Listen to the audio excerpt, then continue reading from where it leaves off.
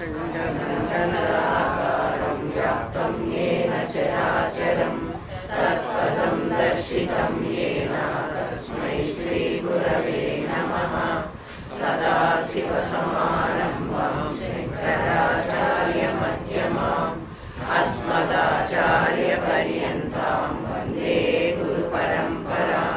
गुरुब्रह्मा गुरुर्विष्णु गुरुदेवो महेश्वरः गुरुसाक्षात् परब्रह्मा तस्मै श्रीगुरवे नमः। नित्यानन्दं परमसुखदं केवलं ज्ञानमूर्तिं विश्वातीतं गगनसदृशं तत्त्वमस्यादिलक्ष्यम् एकं नित्यं विमलमचलं सर्वधी साक्षिभूतं भावातीतं त्रिगुणरहितं सद्गुरुं तं नमामि। ॐ सहना भवतु सहनौ भुनक्तु सह वीर्यं करवावहै तेजस्विनावधीतमस्तु मा विद्विषावहै। ओम शांति शांति शांति।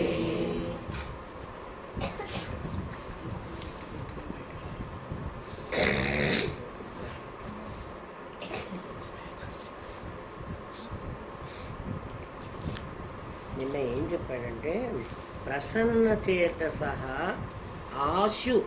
అశు అంటే అర్థం ఏమిటంటే ఇమ్మీడియట్గా, ఎప్పుడైతే నువ్వు నీ లోపల ఉన్నటువంటి అసలైనటువంటి నేను నాది నుంచి తీసేస్తావో, నాది నుంచి తీసేస్తే చాలు, నేనెవరో నీకు తెలిస్తే చాలు, ఆ వెంటనే ఆ నేనుగాడు నాదికొచ్చేటువంటి సమస్యలన్నిటికీ పరిష్కారం వాడు చూసుకుంటాడు.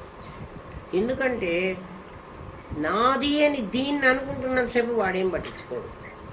అసు అంటే ఇమ్మీడియట్గా, వెంటనే నిన్ను ఉద్ధరిస్తాడు. ఆ మాట ఎన్నిసార్లు చెప్పాడంటే భగవద్గీతలో నీకు తేషాం అహం సముద్ధర్త మృత్యు సంసార సాగరాత్ భవామి అచిరాత్ పార్థ మయ్యావేశిత చేతసాం. మయ్య కండిషన్ పెట్టాడు, మయ్యావేశిత చేతసాం అంటే నాయందు నీ చేతస్సును ప్రవేశపెడితే చాలు. నువ్వు చేయాల్సిన పని అంతే. నువ్వు చేయాల్సిన పని ఏమిటి? అదే నాదిని నేను నుంచి వేరు చేయి. అప్పుడు నీ నాదిలో ఒక అహం అనేది ఉంది కదా, దాన్ని నా వైపు ప్రవేశపెట్టు. అంటే ఆ అహంనే బ్రహ్మాస్మి అని అనుకో. ఊరికే అహం బ్రహ్మాస్మి అహం బ్రహ్మాస్మి నోటితో మాట అంటే రావడం లేదు. ఈ నాది ఇప్పుడు అహం బ్రహ్మాస్మి అంటున్న మనిషి ఎవరు? నోరు కదా, నాలుక, నా వోకల్ కార్డ్స్, అవి కదా మాట అంటున్నది. మరి అవి నేను కాదు కదా, అవి కాదు కదా బ్రహ్మము. ఏ బ్రహ్మమును ఉద్దేశించి నువ్వు ఆ మాట మాట్లాడుతున్నావు అహం బ్రహ్మాస్మి అని? ఆ నేను, దాన్ని మై అని పేరు, మై ఆవేశిత. మై అనేది సంస్కృతంలో మై అంటే నేను, హిందీలో కూడా మై నేనునే కదా. మై ఆవేశిత చేతసాం, నాయందు ఆవేశితమైనటువంటి చేతస్సును నువ్వు ఎప్పుడు పెట్టుకున్నావో అచిరాత్ ఇమ్మీడియట్గా. అచిరాత్ అంటే రేపో ఎల్లుండో చేస్తానని కాదు, ఇప్పుడే. ఏమ్మా ఏం చేస్తాను? పార్థ, నువ్వు ఇప్పటిదాకా పార్థుడివి. పార్థుడివి అంటే ఏమిటి? పృథ్వీతత్వం, మట్టి బుర్ర అని. పార్థ అని పిలుస్తున్నాడంటే ఓ మట్టి బుర్ర మన్ని పిలుస్తున్నాడు. మట్టి అని ఎందుకు అంటున్నాడు? పృథ్వీ నుంచి వచ్చిన వాడివి నువ్వు, అందుకని నీకు ఇది అర్థం కాదు. తేషాం వాణ్ణి, ఎవరిని? వాళ్ళందరినీ. ఎవరందరినీ? ఎవరైతే తను నాది నుంచి నేను వేరు చేసి ఆ నేనే అసలైన నేను ఈ నాదిలో కలుపుకున్నటువంటి వాడిని సూడో నేను అని ఎవడు నిర్ణయించుకుంటాడో, ఎప్పుడు నిర్ణయించుకుంటాడో, అచిరాత్ ఆ క్షణమే నేను సముద్ధర్త, వాడిని ఉద్ధర్త కాదు, ఉద్ధర్త అంటే ఉద్ధరిస్తాను అని, సముద్ధర్త ఇట్లా వాడు కింద పడిపోతుంటే జుట్టు బట్టి వాడిని అట్లా పైకి లాగుతాడు. సముద్ధర్త అంటే అదే అర్థం. వాడిని ఇంకా పడనీయను, ఎందులో పడనీయను, మృత్యు సంసార సాగరాత్. ఇప్పుడు సంస్కృతం ఎంత బాగా అర్థమవుతుందో మీరు చూడండి. తేషాం అహం సముద్ధర్త మృత్యు సంసార సాగరాత్. వాడంతకు ముందు నాదిని కలుపుకుని అనేక సార్లు వాడు మళ్ళీ మళ్ళీ మళ్ళీ మళ్ళీ జన్మలకు వెళుతున్నాడు. నాదిని కలుపుకోబట్టి వాడు జన్మలకు వెళ్ళాల్సి వస్తోంది. వాడు మళ్ళీ పుడుతున్నాడు, మళ్ళీ చస్తున్నాడు. అంటే చస్తున్నది ఎవరు? నాది. కానీ వాడు దాంతో కలిసిపోయి నేను చస్తున్నాను అంటున్నాడు. ఎప్పుడైతే దాన్ని వేరు చేశాడో ఇమ్మీడియట్గా అహం సముద్ధర్త, నేను వాడిని ఉద్ధరిస్తాను. ఉద్ధరించడం కాదు, సమ్ అనేటువంటి ఉపసర్గ పెట్టి, ఇంకా ఉద్ధరించడం అంటే కింద పడ్డవాడిని ఇట్లా లేపడం. ఉద్ధరించడం అంటే ఒక పిల్లవాడు కింద పడ్డాడనుకో వాడిని ఇట్లా లేపడం. సముద్ధర్త అంటే వాడు పడబోయేటప్పుడే పడనివ్వకుండా లాగడం. అది తేడా. ఎవడైనా పడబోతూ ఉంటే వాడు పడతాడు అని తెలిసినప్పుడు మనం వెంటనే వాడి దగ్గరికి వెళ్ళి వాడిని పడనివ్వకుండా పట్టుకున్నాం. పడితే లేవడం వేరు, పడితే లేవడాన్ని ఉద్ధరించడం. ఆ పదానికి ఎంత అర్థం ఉందో చూడండి. ఆ భగవద్గీత ఒక్కటి అర్థమైతే చాలా జీవితం అంతా ధన్యం. 700 శ్లోకాలు అర్థంతో నేర్చుకోండి. ఇంక ఏం చదవక్కర్లేదు, ఏ ఉపనిషత్తులు అవసరం లేదు, ఇంకేం అవసరం లేదు. సముద్ధర్త పరమాత్మ ప్రమాణం చేస్తున్నాడు. తేషాం అహం సముద్ధర్త.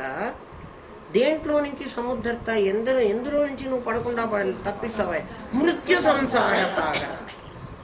మృత్యువు అనేటువంటి సంసార సముద్రంలో నిన్ను పడకుండా ఆయన పైకి లేపుతాడు. మృత్యు సంసార సాగర.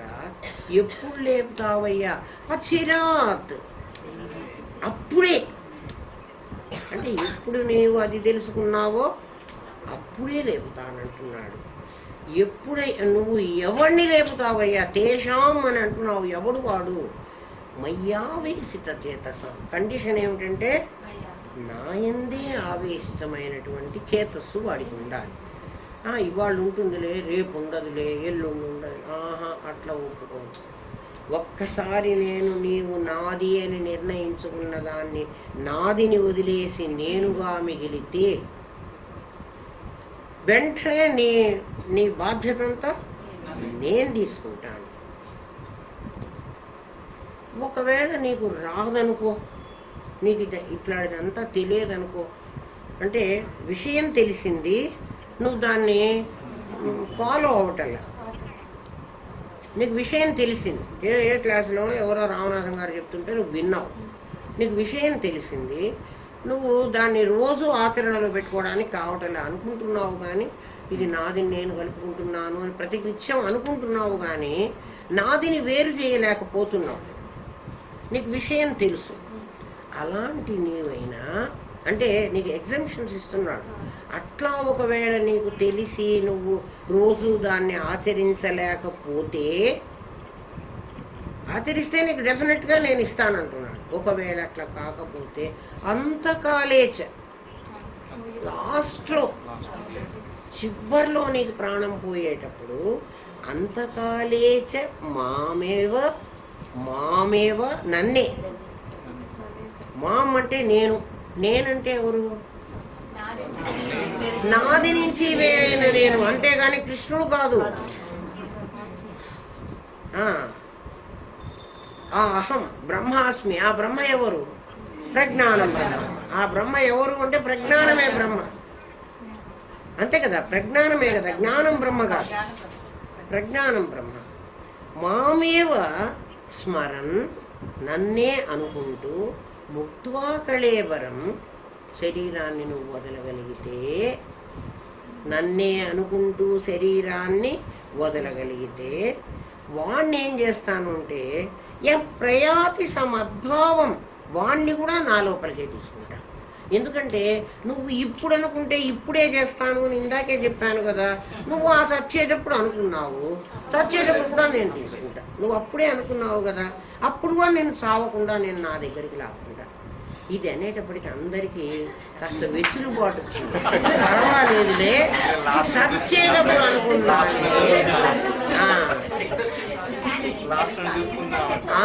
ఇప్పటి నుంచి నువ్వు చేయకపోతే నాయన చచ్చేటప్పుడు నీకు అది రమ్మన్నా రాదు. కాబట్టి నువ్వు అప్పుడు చేసినా నేను తీసుకుంటాను అని ఆయన ఎగ్జంప్షన్ ఇస్తే నువ్వు ఇప్పుడు బద్ధకంతో కూర్చోవాకు. ఇప్పుడు వస్తాడో కూడా తెలియదు, కానీ ప్రజ్ఞకి తెలుసుట. అదే చెబుతున్నాడు, ప్రజ్ఞకి తెలుసు. ఎందుకంటే నీ పుట్టుకను నువ్వు చూసావు, నీ మరణాన్ని కూడా నువ్వే చూస్తావు. నువ్వు పుట్టినప్పుడు నీకై నువ్వు పుడుతున్నావు, కానీ మీ అమ్మ పుట్టించలే నిన్ను. బేబీ మూమెంట్ లేదండి. డాక్టర్ ఏమంటుంది, దానికి మూమెంట్ కావాలి, అది మూవ్ అవ్వాలి. తల్లి గర్భంలో నుంచి బయటికి రావడానికి తనే రావాలి బేబీ. అది ఎటు తిప్పుకుంటుందో, అటు తిరుగుతుందో, ఇటు వస్తుందో, మొత్తానికి బయటికి రావాల్సింది నీవే. అంటే అప్పుడు కూడా నీ ప్రజ్ఞ పనిచేస్తోంది, లేకపోతే నువ్వు పుట్టవు. ఎవరిని పుట్టిస్తున్నావు? నాదిని పుట్టిస్తున్నావు కదా. నాది కదా పుడుతున్నది, నేను పుట్టటల్లా. నేను ఎక్కడున్నాను? తల్లి గర్భంలోనూ ఉన్నాను, బయట కూడా ఉన్నాను. ఎందుకంటే నేను ఆకాశంలాగా ఉన్నాను కదా, నేను అంతటా ఉన్నాను. మరి నా దగ్గర నుంచి పుడుతున్నది ఏది అంటే నాది అనబడేటువంటి పదార్థం, దేహం. అది పుడుతోంది. దాని పుట్టుకకు నేను సాక్షిగా ఉన్నాను, దాని మరణానికి కూడా నేను సాక్షిగా ఉన్నాను. ఎవరన్నా చచ్చేది మనకు తెలియదండి, ఖచ్చితంగా తెలుస్తుంది. పుట్టేది నీకు ఎలా తెలుస్తోందో చచ్చేది కూడా నీకు అలాగే తెలుస్తోంది. ఎందుకు తెలుస్తుంది అని చెబుతున్నాడంటే, అంటే మీరు రావలేదు కదమ్మా, మీకు ఎట్లా తెలిసింది?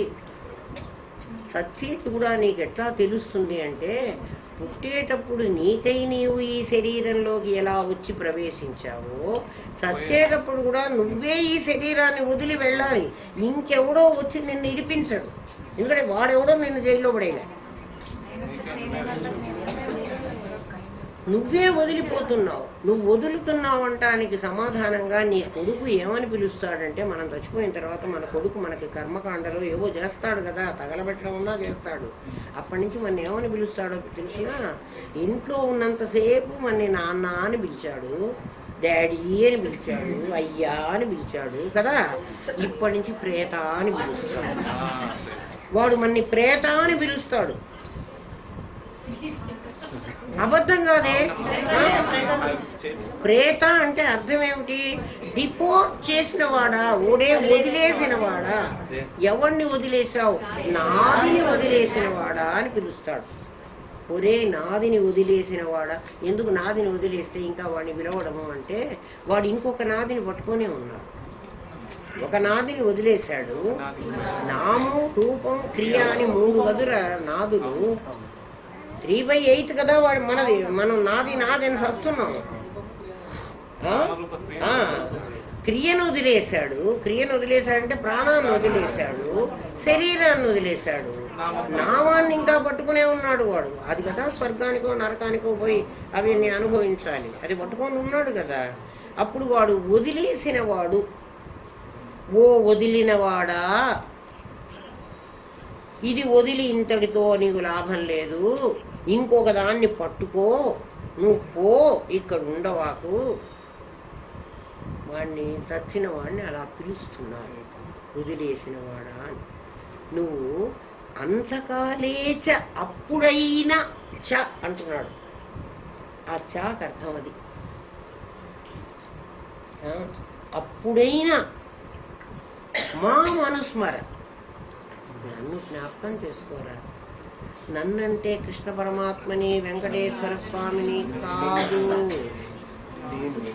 రాముణ్ణి కాదు, దుర్గామాత, వీళ్ళందరూ నువ్వు తయారు చేసిన దేవుళ్ళురా. నువ్వు తయారు చేసిన దేవుళ్ళు నీకంటే భిన్నంగా ఉన్నారా? ఎప్పుడు వాళ్ళు నీకు దృశ్యమవుతున్నారా? నువ్వే జ్ఞాతమవుతున్నావు. వాడు జ్ఞేయమై కూర్చున్నాడు. జ్ఞేయం చోట్లో కూర్చున్న వాడికి జ్ఞాత పోస్ట్ ఇవ్వడానికి వీల్లేదు. వాడికి జ్ఞానం లేదు. జ్ఞానం ఉంటే వాళ్ళు ముస్లిమ్స్ మన అడిగింది అదే. వాళ్ళు దండయాత్రలకు వచ్చినప్పుడు మీరు దేవుడు దేవుడు అంటున్నారే, సోమనాథ దేవాలయాన్ని పగలగొట్టేటప్పుడు వాళ్ళు అన్నారట, మీరు దేవుడు దేవుడు అంటున్నారు, మీ దేవుడు తననే తాను కాపాడుకోలేడు, ఇంకా మిమ్మల్ని ఏం కాపాడుతాడు? కాపాడుకోలేదు కదా. వాళ్ళు అన్నీ శిల్పాలన్నీ విరగొట్టిపోతుంటే ఏ దేవుడైనా వాడి చెయ్యి విరగొట్టాడా? ఉట్టిగా చెప్తారు మన వాళ్ళు. అంటారే శివలింగం కింద రత్నాలు నిధిలో ఉన్నాయని అవి తవ్వితే వాళ్ళు రక్తం కక్కుని చచ్చారు. రక్తం కక్కుని దేవుడు చంపలే వాళ్ళని, వాళ్ళ భయం వాళ్ళని చంపింది. ఎందుకంటే దేవుడు వాడి జ్ఞానం లేదు. దేవుడు అక్కడున్నాడు అని అక్కడే ఉన్నాడని వాడు నమ్ముతున్నాడు. వాడికి అపకారం చేస్తున్నానని వాళ్ళ లోపల వాడు కూడా మాట్లాడుతున్నాడు కదా. ఆ భయం వాడిని ఆ రక్తం కక్కేటట్టుగా చేసి వాడిని చంపుతోంది. అంతకంటే ఏం లేదు. ఆ దేవుడు చంపలే. దేవుడు చంపలేడు. ఎందుకు అంటే వాడు దృశ్యస్థానంలో కూర్చున్నాడు. ఎప్పుడైతే దృశ్యస్థానంలో కూర్చుంటాడో, అందుకే గురువుగారు నన్ను ఏమన్నా చేస్తారు, గురువుగారి కోపం వస్తుంది, గురువుగారు దేహంగా నువ్వు చూస్తే వాడు దృశ్యస్థానంలో ఉండిపోతాడు. దృశ్యస్థానంలో ఉంటే దృశ్యం ఎప్పుడూ కూడా నశ్యతి. ఎవరు గొప్పవాడు? ద్రష్ట గొప్పవాడు. ద్రష్ట స్థానంలో నువ్వు ఉంటావు. అందుకని నువ్వు దేవుణ్ణి దృశ్యస్థానంలో పెట్టవాడు, ద్రష్ట స్థానంలో పెట్టు. ద్రష్ట ఎవరు? మాం. అందుకే అంటున్నాడు మాం అనుస్మర. నన్ను అనుకో. తిరుపతి వెంకటేశ్వర స్వామిని అనుకోవాకు.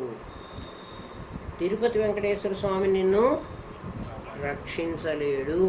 ఎందుకంటే ఎవడైనా వచ్చి ఆ కొండ మీద ఒక్క బాంబు పెట్టాడంటే ముందు వాడు కాపాడుకోమని, తర్వాత మన్ని కాపాడే కథ తర్వాత ఆలోచిద్దాం.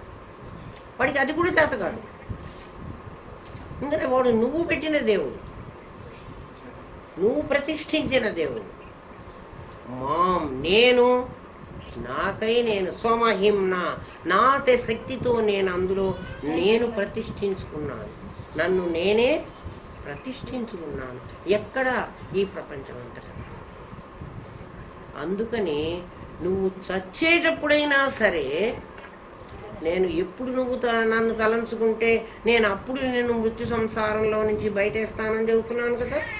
సరేలే, నాకు తెలిసింది, నేను అప్పుడు తలుచుకుంటాలే చచ్చేటప్పుడు. ఎందుకంటే చచ్చేటప్పుడు కూడా మనకు తెలుసమ్మా. ఎవడు వాడికి తెలియదు అనుకోవద్దు. వాడి శరీరాన్ని వాడు తెలిసే వదిలిపెడతాడు, వాడి శరీరాన్ని వాడు తెలిసే తెచ్చుకున్నాడు. మీరందరూ ఇష్టపడి ఈ హాల్లో వచ్చి కూర్చున్నారు. హాల్లో నుంచి మీ ఇష్టం ప్రకారం మీరు లేచి వెళ్ళిపోవాలి. అట్లాగే ఎప్పుడు కావాలంటే అప్పుడు వాడు ఇందులో నుంచి వెళ్ళిపోతాడు. ఇది సత్యమా అసత్యమా? మళ్ళీ మనం ఊరికే ఏదో శాస్త్రం చెప్పిందని మనం నమ్మడానికి వీల్లేదు కదా. మన అనుభవం కూడా కావాలి. గురువాక్యం, శాస్త్ర ప్రమాణం, స్వానుభవం కావాలి. నీ అనుభవం కావాలి.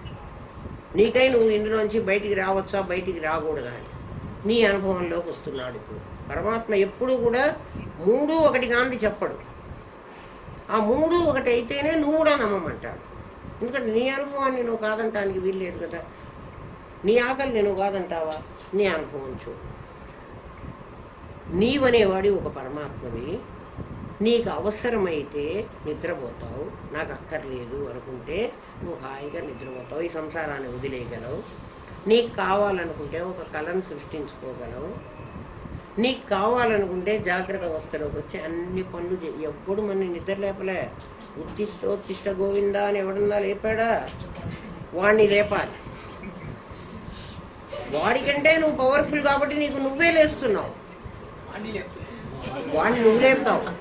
నువ్వు లేపితే తప్ప లేచే గతి లేదు వాడికి. వాడికి స్వతహాగా శక్తి లేదురా. మనమందరం వాడికి శక్తి ఇచ్చి నువ్వు ఏదో కోతులన్నీ కలిసి కొండముచ్చుకు ఒక పట్టాభిషేకం చేసేది. కొండముచ్చు నేనే రాజును అనుకుంది అంతే. మీరందరూ వెళ్ళి తిరుపతిలో క్యూలు కట్టి నుంచొని చేసుకుంటుంటే తిరుపతి దేవుడు చాలా ఫేమస్. మీరు అందరు వెళ్ళకుండా కూర్చోండి, ఆయన ఎప్పుడు పట్టించుకోదు. మనమే, నేను తిరుపతి దేవుడిని అంటున్నాను, మీరేమో అనుకోవాకండి. మీకు దేవుణ్ణి గురించి తెలియాలని అంటున్నా. నిజమైన దేవుడు ఎవరో మీకు తెలియాలి. నకిలీ దేవుళ్ళని పెట్టుకోవాకండి, నిజమైన దేవుణ్ణి పెట్టుకోండి. మరి అయితే ఎందుకండి మన పెద్దవాళ్ళందరూ మనకి పెట్టారంటే, మీరు 90 మార్కుల వాళ్ళు అప్పటికి కాలేదు. మీరందరూ 30% మార్క్స్లో ఉన్నారు కాబట్టి మీకు ప్రతిమోపాసన అని వాళ్ళు నేర్పించారు. ఆల్ ఆఫ్ ఏ సడన్ 90% రాదు ఎవరికి. నీకు నేర్పాలి. మెల్లగా నిన్ను ప్రతీకోపాసనకు తీసుకెళ్లారు. నిన్నిప్పుడు అహంగ్రహోపాసనలో పెట్టారు. అందుకు అహంగ్రహోపాసన వాడు ఈ మాట మాట్లాడగలడు, కానీ ప్రతిమోపాసన వాడు వెంకటేశ్వర స్వామి లేడంటే తన్నండి పట్టుకుంటాడు. వాడు లేడనే అధికారం వాడికి లేదు. వెంకటేశ్వర స్వామి వాడిని కూడా శిక్షిస్తాడు. ఇప్పుడు నన్ను శిక్షించాడు. నేను ఇప్పుడు వాడిని ఇంత విమర్శిస్తుంటే వాడు రాత్రి కల్లోకి వచ్చి నన్నేం అనడు. వాడిని అంటాడు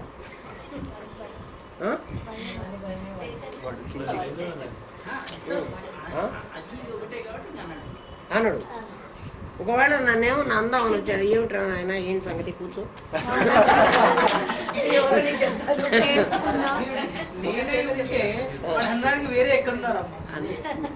మీరే చూడండిరా.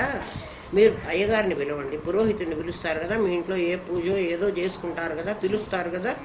ఒక కొబ్బరికాయ పెడతారు, దానికి ఒక కలశం పెడతారు, లేకపోతే ఒక తమలపాకు పెడతారు, దాని మీద ఒక పశు గౌరమ్మను పెడతారు, లేదా ఒక తమలపాకును పెట్టి ఒక ఒక్కని బోర్లు ఇస్తారు కదా. దీంట్లోకి ప్రాణ ప్రతిష్ఠ చేస్తున్నారు మీరు. ఎవడి ప్రాణాన్ని ప్రతిష్ఠిస్తున్నారు? నీ ప్రాణాన్ని. ఎందుకంటే నీవే చేయి పెట్టమంటాడు దాని మీద ఇట్లా. నువ్వు ప్రాణాన్ని ప్రతిష్ఠిస్తావు. కలశం మీద నువ్వు చెయ్యి పెట్టావు. పెట్టి ఏం చేసావు? గంగేచ యమునేచ గోదావరి సరస్వతి అందరినీ దీంట్లోకి ఆవాహన చేసావు. అప్పుడు ఆ నీళ్లు పవిత్రమైనవి. అంతేగాని గిన్నెలో పోయంగానే అవి వెండి గ్లాసులో పోయంగానే అవి పవిత్రం కాలే. నీవు శక్తిమంతుడివి. నువ్వు నీ శక్తిని మర్చిపోయి ఎందుకు మర్చిపోయినావు? నీ కర్మ ఏం పట్టిందంటే నాదిని కలుపుకున్నావు. అందువల్ల నీకు ఈ సమస్య వచ్చింది. ప్రయాతి సమద్భావం. ఆ చచ్చేటప్పుడు ఎవడైనా అంతకాలేచ మామేవ స్మరన్, నన్నే స్మరిస్తూ ముక్త్వా, ఆ శరీరాన్ని వదిలేసేప్పుడు మనకు తెలుసు అని చెప్పాను. కాదు మిమ్మల్ని ఎక్కడ పెడుతున్నానంటే, మీ శరీరాన్ని వదలడం మీకు ఎట్లా తెలుస్తుందో చెప్తున్నాను. మీరు అనేవాడు ఒకడు ఉంటే, అంటే ఆ నేను అనేవాడు అసుగుడో నేను కాదు, అసలు నేను.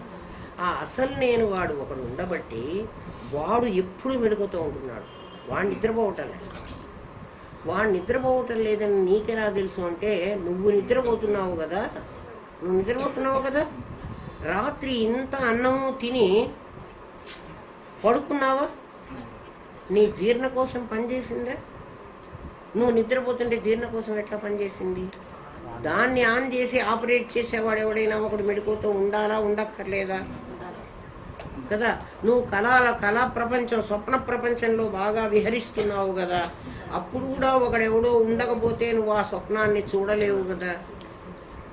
నువ్వు గాఢ సుషుప్తిలో నిద్రపోతూ ఉంటే, ఈ శరీరాన్ని ఇవన్నీ వదిలేసి ఉంటే, ఒకడెవడో మెడుకుతూ ఉండకపోతే ఈ శరీరం రేపు మళ్ళీ లేవదు కదా. నువ్వు ఎక్కడికి పోయినావు? అంటే ఇవన్నీ కూడా నీ ఇష్టం ప్రకారం జరుగుతున్నాయా, ఎవడిష్టం ప్రకారం జరుగుతున్నాయా? ఎవడైనా నిన్ను 6 గంటలకి నిద్ర లేవాలి, 4కి నిద్ర లేవాలి అని నీకేదైనా అలారం పెట్టి లేపాడా? నువ్వే లేస్తున్నావు, నువ్వే నిద్రపోతున్నావు.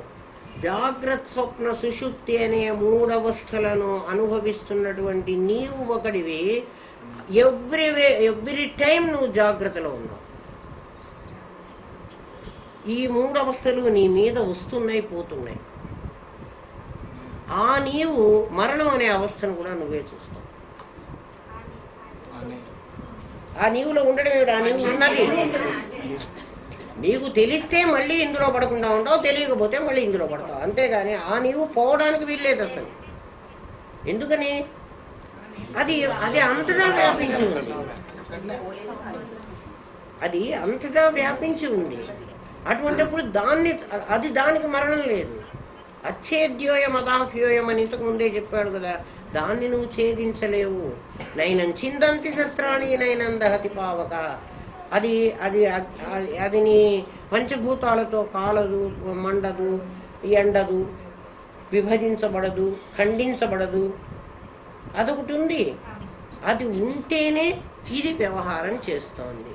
అది ఎప్పుడూ ఉంటుంది. కాబట్టి నీ మరణంలో కూడా నీవు ఉంటావు. ఇప్పుడు మరణం ఎవరికి? నాదికి మరణం, నేనుకు మరణం లేదు. మరి ఎందుకు ప్రతివాడు నేను చచ్చిపోతానని వాడు అంటలే, నువ్వు చావు అంటున్నాడు. ఎవరినన్నా చావరా అని అనండి, నేను చావను, నువ్వు చావు అంటాడు. నీవన్న వాడిని చావమంటాడు. నీవు ఎవరు? అదే నాకు ఎదురుగా ఉన్నది ఎవరు? నా శరీరమే. ముందు నాకు ఎదురుగా ఉన్నది నా శరీరమే కదమ్మా. నా నాదిని నేననుకుని బయట ఉన్నటువంటి 5 నాదంటున్నా నేను. వ్యవహారంలో నేను చేస్తున్న పెద్ద తప్పది. అదే అజ్ఞానం. నీ గురువు చెప్పవలసింది అదే. నువ్వు మొత్తాన్ని నేను నాదిలో కలిపేసేదా, ముగ్గురిని నేనులో కలపవాకు. అసలు నేనులో ఎవరిని కలపవాకు. ఒకవేళ కలపదలుచుకుంటే ఆ మొత్తాన్ని కూడా నేను ఆ 8 నేను నీలో కలుపు. అప్పుడు ఏమవుతావు? ప్రాంగ్ నిర్వికల్పం. ప్రాక్ అంటే బిఫోర్ దట్. ఎప్పుడు బిఫోర్? ఈ ప్రపంచమంతా రాకముందు నేను నాదిని నేను సృష్టించుకున్నాను. నాదిని ఎవరు సృష్టించలేదు. అది ఫస్ట్ పాయింట్ మీరు బాగా గుర్తుపెట్టుకోవాల్సింది. నా తల్లి గర్భంలో నాదిని నేనే తయారు చేసుకున్నాను. నాదిని తయారు చేసుకున్నది నేను. ఏం ఆధారంగా తయారు చేసుకున్నాను? నా కర్మ ఫలం ఆధారంగా తయారు చేసుకున్నాను. ఆ కర్మ ఎవరు ఎప్పుడు చేసింది? ఈ నాదితో కలిసి నేను జన్మజన్మల నుంచి కలిసి ఉండి నాది చేసిన పనులన్నీ నేనన్నెత్తినేసుకుని, ఎట్లా అంటే ఒక తల్లిదండ్రులకి ఒక కొడుకు పుట్టాడు. ఆ కొడుకు దొంగతనాలు చేస్తాడు. వాడి మీద నాకు చాలా ప్రేమ. ఎందుకంటే వాడు నా కొడుకు కదా, అందుకని నాకు చాలా ప్రేమ. చిన్న చిన్న దొంగతనాలు వాడు చేస్తుంటే ఇరుగు పొరుగు వాళ్ళందరూ వచ్చి మీ అబ్బాయి మా ఇంట్లో బొమ్మ ఎత్తుకుపోయినాడు, ఇంకేదో ఎత్తుకుపోయినాడు అని వాళ్ళు చెప్తున్నారు. పాపం నేను ఖండించకుండా నా కొడుకు మీద ప్రేమ కొద్దీ నేనేం చేస్తున్నానంటే, మా అబ్బాయి అట్లా దొంగవాడు కాదు, వీడిని మీద వేసుకుని వాళ్ళతో నేను కొట్లాటకెళ్తాను. మా అబ్బాయి దొంగ కాదు అని నేను ప్రూవ్ చేయడానికి ప్రయత్నం చేస్తాను. అంత మాత్రం చేత మా అబ్బాయి దొంగతనం మానుకోడు. వీడు దొంగతనం చేస్తూనే ఉంటాడు. అట్లా ఈ నాది మా అబ్బాయి.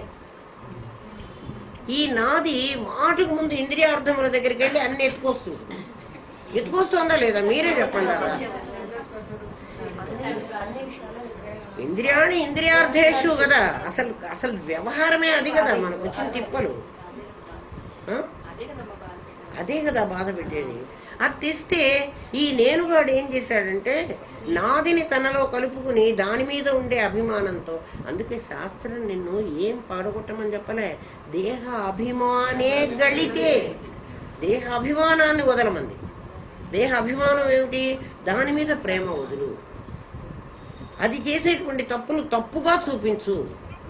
నువ్వు దొంగవి అని దాన్ని బాగా ముద్ర వేయి. నా కొడుకు అనుకుంటే నేను ఆ ముద్ర వెయ్యలేదు. వేయలేవు. అందుకని ఆ కర్మంతా నువ్వు కలుపుకొని వస్తున్నావు. ఒక 4 రోజులు చూస్తారా ఇరుగు పొరుగు వాళ్ళు మన పిల్లవాడు బొమ్మలు ఎత్తుకొస్తుంటే 2-3 సార్లు మనకు చెబుతారు, విన్నావటమ్మా యశోదమ్మ, మీ వాడు వెన్న తీసుకుపోయినా, కృష్ణుడు నిజంగా వెన్న తీసుకుపోయినాడా, దొంగతనం చేశాడా, దాని కోడ్ లాంగ్వేజ్ ఇదేర్రా. వాళ్ళవన్నీ నువ్వు తెచ్చుకుంటున్నావంటే వీళ్ళింట్లో వెన్న లేదు. ఇంద్రియాలకు ఇంద్రియార్థాలతో సంబంధం. ఆ కథంతా వేదవ్యాసుడు పెద్ద ఆయన ఋషే కాదు, పెద్ద కవి, పెద్ద ఫిలాసఫరు, ఏమేమో ఇంక ఎన్ని ఉంటే అన్నీ ఆయనకు. మరి అది జరిగిందా జరగలేదా, జరిగిందో జరగలేదో మనకు అనవసరం. దానివల్ల మనం ఏం నేర్చుకోవాలో అది మనకు అవసరం. అందువల్ల ఏమైంది అంటే 4-5 సార్లు చూస్తారు, తర్వాత రేపటి నుంచి వాళ్ళ జోలికి మనకు వదిలేబ్బా అనవసరం, వాడిట దొంగవాడు, వాడితో వదిలేద్దామని వదిలేస్తారు. అట్లా వదిలేశారు. నీ శరీరాన్ని బిచ్చలకు విడిగా వదిలేశారు. అది ఆ దొంగతనాన్ని ఇంకా ఇంకా ఇంకా ఇంకా జన్మలకి చేయడం నేర్చుకుంది. అదే అలవాటు పడింది, పెద్ద గజ దొంగ అయింది కదా. ఇప్పుడు ఎవరైనా ఒక రామనాథం గారు లాంటి సిఐడి ఆఫీసర్ వచ్చి దాని వ్యవహారం అంతా బయట పెడుతుంది, మొట్టసంగా కూర్చుంటుంది, ఏం పలకదు.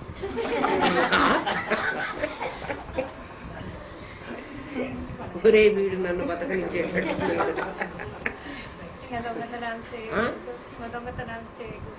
ఇంక దొంగతనాలు వాడెట్లా దొంగతనాలే చేస్తాడు, వాడు చెయ్యకూడదని ఏం ఊరుకోడు. వీడు మీదేసుకోకుండా ఉండాలి, అది వీడు మీదేసుకోకుండా ఉండాలి కానీ వాడు చేయకుండా ఉండడు. వాడి గుణం అది, వాడి వ్యవహారం. వాడు నేర్చుకోవడం, వాడు జన్మల నుంచి వాడికి అదే పని. వదిలేసేయి, మళ్ళీ పోయి ఇంద్రియాల మీద పడతాడు. ఎన్నిసార్లు వాడు బాధపడి ఉంటాడు ఆలోచించండి. మళ్ళీ దాంట్లోకే పడుతున్నాడా, పడటం లేదా? ఖచ్చితంగా పడతాడు. అందుకని అర్జున, చచ్చేటప్పుడు ఎప్పుడూ కూడా నీకు తెలియకుండా నీకు చావు రావటం లేదు. నీవనేవాడు ఒకడివి మెలుకుతూ ఉంటాడు.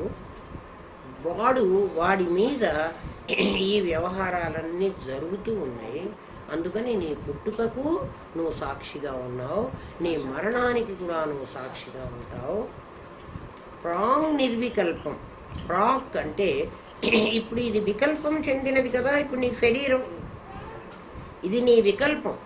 వికల్పం అంటే ఏమిటి? నువ్వు ఉన్న వస్తువు ఉన్నట్టుగా కాకుండా, బంగారంలాగా కాకుండా నాకు నెక్లెస్ కనబడడం మొదలుపెట్టింది.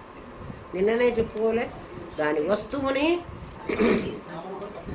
నామరూపాలు కప్పేసినాయి, యథార్థాన్ని మరుగుపరిచినాయి. కానీ యథార్థమే ఉంది.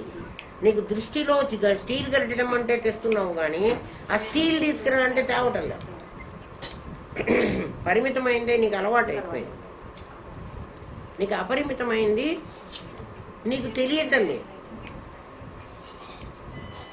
నీ మరణం కూడా ఎలాగైతే నీకు తెలుస్తుందో, నీ పుట్టుక తెలిసినట్టుగా నీకు మరణం కూడా తెలుస్తుంది.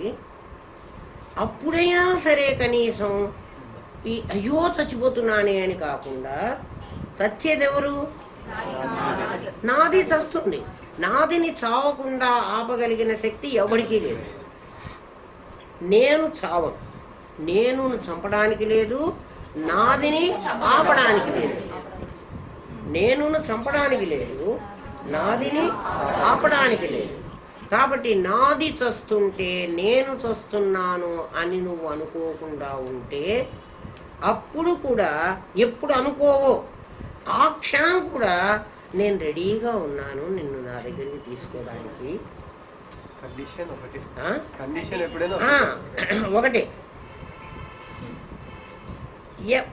ప్రయాతి సమద్భావం. వాడు ప్రయాతి, వాడు పోతాడు. దీన్ని ప్రేత కదా, ప్రయాతి వదిలి వెళ్ళేవాడు. దీన్ని వదలాల్సిందే, తప్పదు. ఈ వదిలి వెళ్ళేవాడు ఎక్కడికి వెళ్తాడు? మద్భావం, నా లోపలికి వస్తాడు, నా భావంలోకి వస్తాడు. అంతకు ముందు వాడు ఏమైనాడంటే, ఇప్పుడు మీరు అడగచ్చు, నేనే పరమాత్మని అని ఇప్పుడు మీరు చెప్పే మాటల వల్ల మాకు అర్థం అవుతున్నది. మరి సృష్టి, స్థితి, లయ ఇవన్నీ ఎందుకు వచ్చినాయండి అసలు గోళ? ఇవి ఉండబట్టి కదా మాకు ఈ గోళంతా వచ్చింది.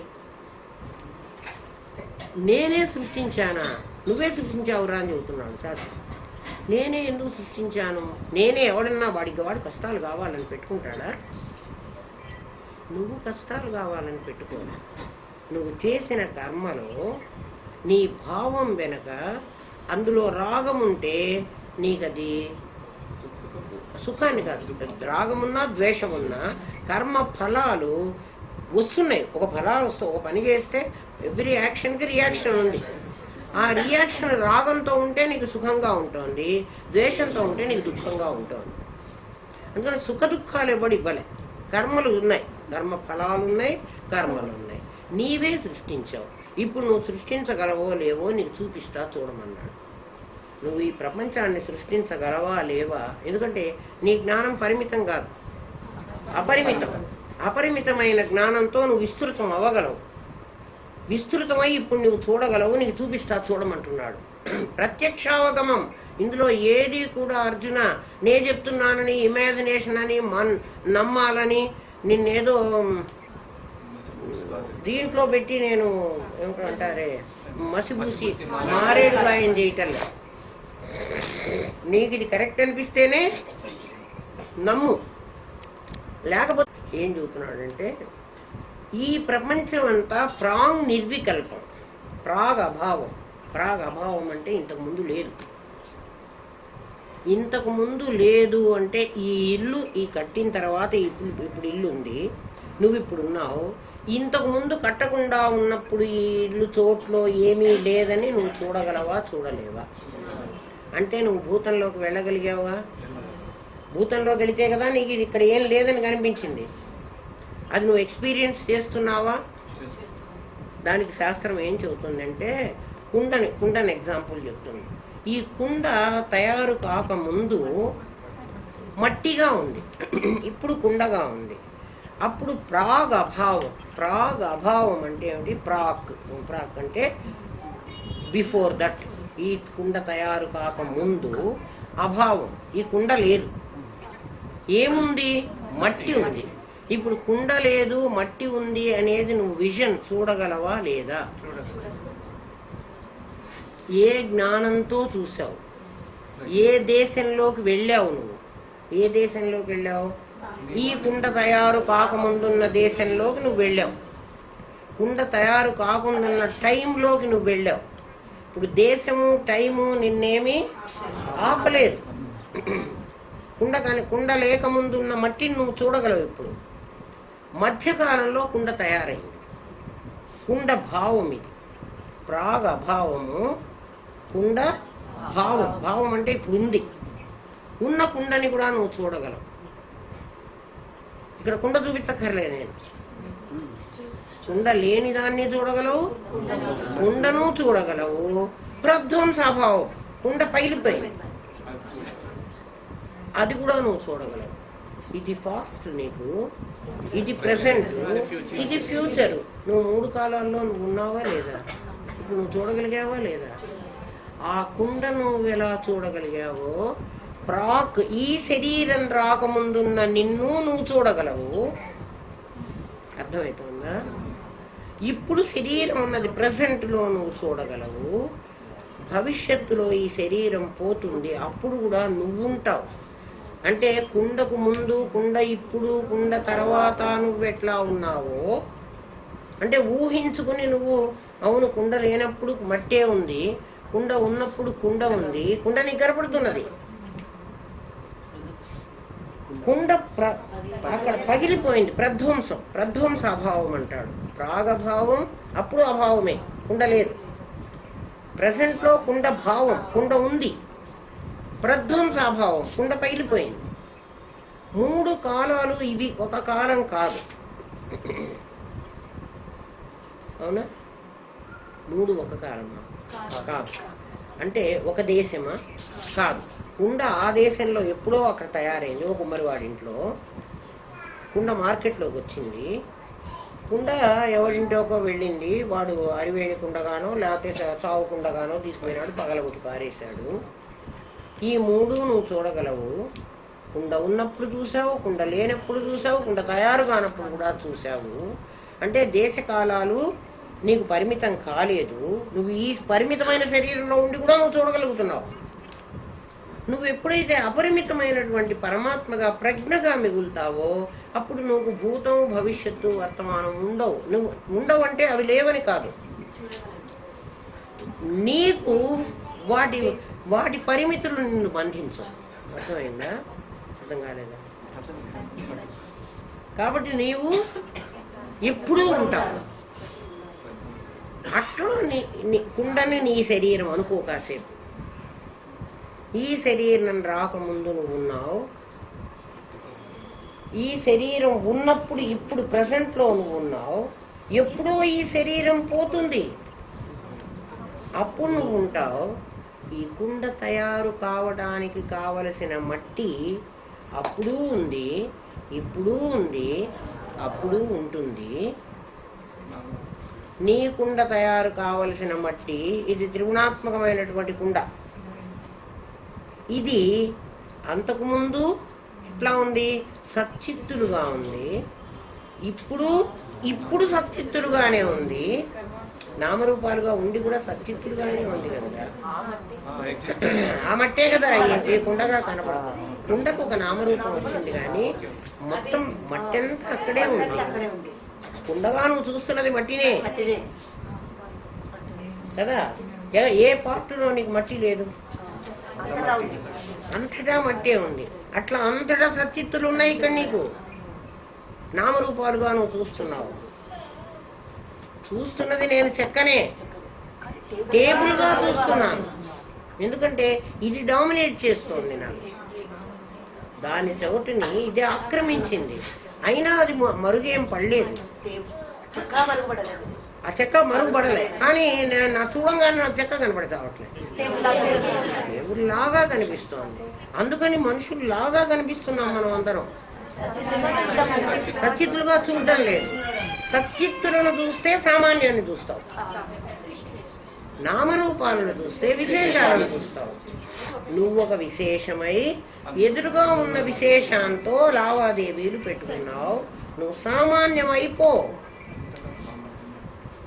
అంతటా సామాన్యాన్ని చూడటానికి ప్రయత్నం చెయ్యి. అప్పుడు నువ్వు ఎక్కడికి పోవు. వాడికి ఇక మరణం లేదు. ఏమ్మా ఆ రోజున, ఏ రోజున నువ్వు సామాన్యమైపోయి సామాన్యాన్నే అంతటా చూడగలిగితే, అంతటా కూడా సామాన్యమే చూడగలగాలి. అయితే విశేషాలు కనపడతాయి నీకు. కనపడ్డా అందులో సామాన్యాన్ని చూడు. విశేషాలు వేరే లేవు కదా. సామాన్యాన్ని వదిలిపెట్టి లేవు. అసలు సామాన్యమే విశేషమై కనపడుతున్నది. తాడే పామై కనపడుతున్నది. తాడే లేకపోతే ఇక్కడ పాము కనపడే ప్రశ్నే లేదు. రెండు లేవు. అట్ ఏ టైం ఒకటే ఉంది. అందుకని నువ్వు నాదిని చూడడం మొదలు పెడితే నేను కనపడి సావదు, నేను చూడడం మొదలు పెడితే నాది కనపడి సావదు.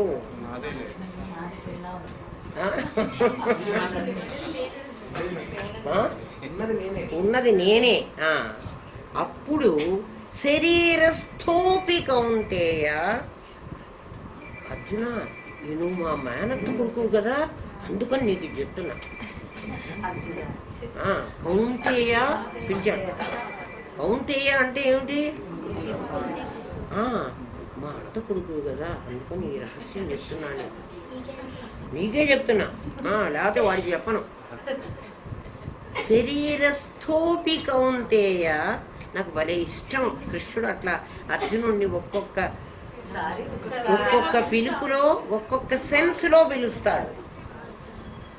శరీరస్థోపి కౌంతేయ నకరోతి నలిప్యతే. భగవద్గీత ఎంత బాగుందో చూడండి.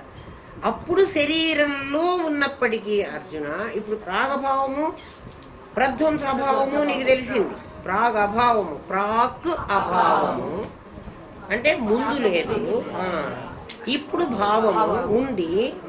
ప్రధ్వంసభావం. ఇది పగిలిపోయిన తర్వాత ఉండదు, మరణం తర్వాత ఇది ఉండదు.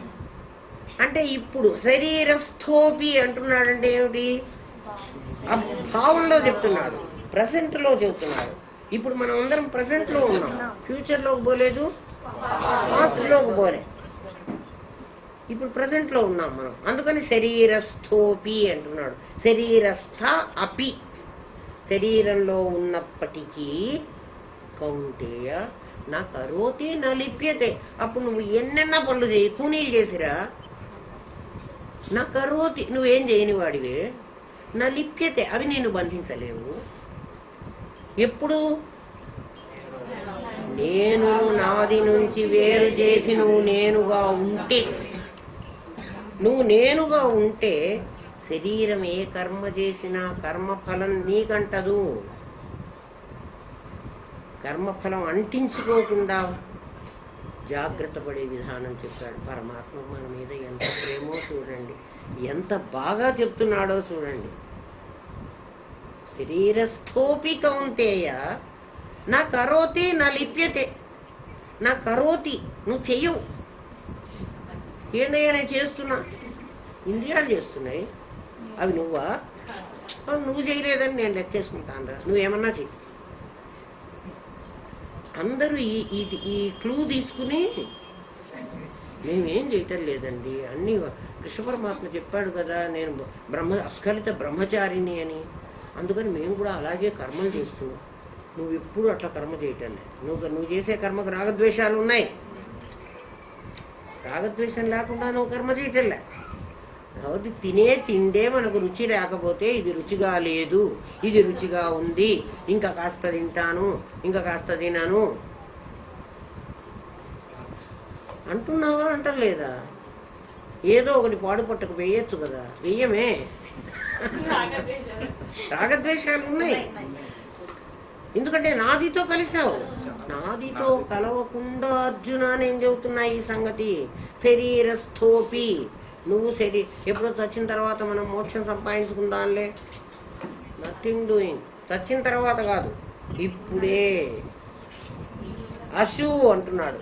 అశు అంటే ఇప్పుడే, వెంటనే, రేపు కాదు, అచిరాత్. అచిరాత్ అంటున్నాడు. ఏమ్మా? నా కరోతి నా లిప్యతే. నువ్వు అందులో చెయ్యలేదు, నువ్వు చేసినా చేయలేదు. నా లిప్యతే, దాంట్లో నిన్ను బంధించము. లేకపోతే కర్మ నిన్ను బంధిస్తుంది. కర్మ నిన్ను బంధిస్తుంది. ఎందుకంటే నువ్వు వెళ్ళి కర్మను తగులుకున్నావు, కానీ కర్మ వచ్చి నిన్ను తగులుకోలే. ఉదాహరణకి నీవు పెళ్లి చేసుకుందామంటేనే నీకు పెళ్ళయింది. నేను చేసుకోను అని అంటే నిన్ను బలవంతంగా ఎవడైనా పెళ్లి చేస్తే చెప్పు, వాడిని తీసుకుని చేసాడు. అయితే ఎందుకంటే మాకై ఇష్టపడి మేము పెళ్లి చేసుకుంటే మాకు అన్ని తగాదాలు గొడవలు ఎందుకు వస్తున్నాయండి? ఎందుకు వస్తాయంటే నాయన, పెళ్లి రోజున నీ ఎక్స్పెక్టేషన్స్ వేరు, ఇప్పుడు నీ ఎక్స్పెక్టేషన్స్ వేరు. నీ ఎక్స్పెక్టేషన్స్ మారబట్టి నీకు సంసారం బాధాకరంగా ఉంది. నీ ఎక్స్పెక్టేషన్స్ మారకపోతే పెళ్లి రోజున నువ్వు ఏమేం కావాలి అని అనుకున్నావో ఆ అమ్మాయి దగ్గర కానీ ఆ అబ్బాయి దగ్గర కానీ ఈ రోజుకు అవి ఉన్నాయి. అవి మార్పు చెందలే. నువ్వు కొత్తవి కావాలనుకున్నావు, కొత్తవి వాడి దగ్గర లేవు, అందుకని నీవు డిఫర్ అవుతున్నావు. అంతకంటే నీ ఎక్స్పెక్టేషన్స్ మారుతున్నాయి. నువ్వు ఆలోచించుకో. నా కరోతి నా లిప్యతే, కర్మ నిన్ను బంధించు. అబ్బా, ఈ కర్మను వదులుకోవడం భలే కష్టం అండి. ఇప్పుడు కర్మను వదులుకోవడం కష్టం. కర్మతో కర్మను నిర్మూలించాలంటే కర్మను వదులుకోవడం కష్టం. జ్ఞానంతో కర్మను నిర్మూలించుకోవడం ఈజీ. అందుకే చెబుతున్నాడు, మయి ఆవేశ్య మనో ఏమాం. అర్జున, మయి ఆవేశ్య, ఎప్పుడు నాలో ఆవేశించి ఉండరా నాయన? ఎవరిని నీలో ఆవేశింపజేయమంటావు? ఆ నేనులో, నాదిలో ఒక నేనుగాని పెట్టావు కదా నువ్వు. ఏం పని లేని టీం లీడర్. టీం లీడర్కి నిజంగా పని ఉండదరా.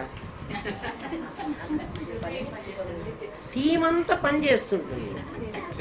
వాడు చెక్కింగ్గా వాడి బొంద ఏమన్నా ఒకటి రాకపోతే వీడు చెప్పని కూడా చెప్పి చావాడు. ఏంటో చెప్తాడా? రాత్రి మగళ్ళు కష్టపడి ఆ డెవలపరే కావాలి. వాడిని ఎందుకు టీం లీడ్ చేశారంటే వాళ్ళందరితో పని చేయించడానికి చేశారు. కానీ వీడన్నీ నేను చేశానని మేనేజర్కి చెప్పుకుంటాడు. ఏమయ్యా ఆ పని అయిపోయిందండి నిన్ననే కంప్లీట్ అయిపోయింది, చేయించాను అని చెప్పడు, చేసేసాను. గురు బ్రహ్మ వచ్చాడు.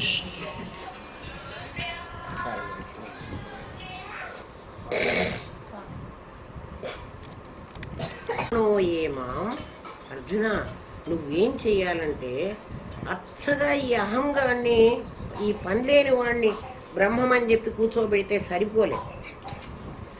దాని వెంట ఇంకొక మనస్సు అని ఇంకోడు ఉన్నాడు, వీడి ఫ్రెండ్. వాడు ఇంద్రియాలందరి దగ్గరికి వెళ్ళి కరెక్ట్ చేసుకొని వస్తూ ఉంటాడు. వాడెవడంటే మన ఆఫీసుల్లో ఒక బంట్రోత్, ఒక గుమాస్తాన్ని పెడతారు. వాడు ఈ టేబుల్ దగ్గరికి వెళ్ళి ఇన్ని కాగితాలు, ఆ టేబుల్ దగ్గరికి వెళ్ళి అన్ని కాగితాలు, ఆ కాగితంలో ఏముందో కూడా వాడికి అక్కర్లేదు. ఇవన్నీ తీసుకుపోయి అక్కడ ఇచ్చేసి వస్తుంటాడు. మళ్ళీ వాడేవో ఇస్తుంటాడు, అన్నీ తీసుకెళ్ళి మళ్ళీ వీళ్ళందరికీ డిస్ట్రిబ్యూట్ చేస్తాడు. వాడికి కావలసింది ఎర్ర కాగితం వాడికి ఎర్ర కాగితం, ఆకుపచ్చ కాగితం వాడికి ఆకుపచ్చ కాగితం, నల్ల కాగితం వాడికి నల్ల కాగితం, తెల్ల కాగితం వాడికి తెల్ల కాగితం. కాగితంలో ఏముంది అని వాడికి అక్కర్లేదు. వాడికి దాంతో సంబంధం లేదు. అందులో మంచి జరిగినా చెడు జరిగినా వాడికి సంబంధం. మనస్సు అనేవాడు వాడు. అందుకే మొన్ననే వాడిని బంట్రోత్ అన్నాడు. వాడేం పెద్ద గొప్పవాడు కాదు, ఆఫీసర్ కాదు, జస్ట్ బంట్రోత్. కళ్ళ దగ్గరికి వెళ్తాడు, మీరేం చేశారు, మీ కాగితాలు ఇచ్చేయండి. చెవు దగ్గరికి మీ కాగితాలు ఇచ్చేయండి, మీవన్నీ ఇచ్చేయండి అంటాడు. అన్నీ తీసుకుపోతాడు వాడు.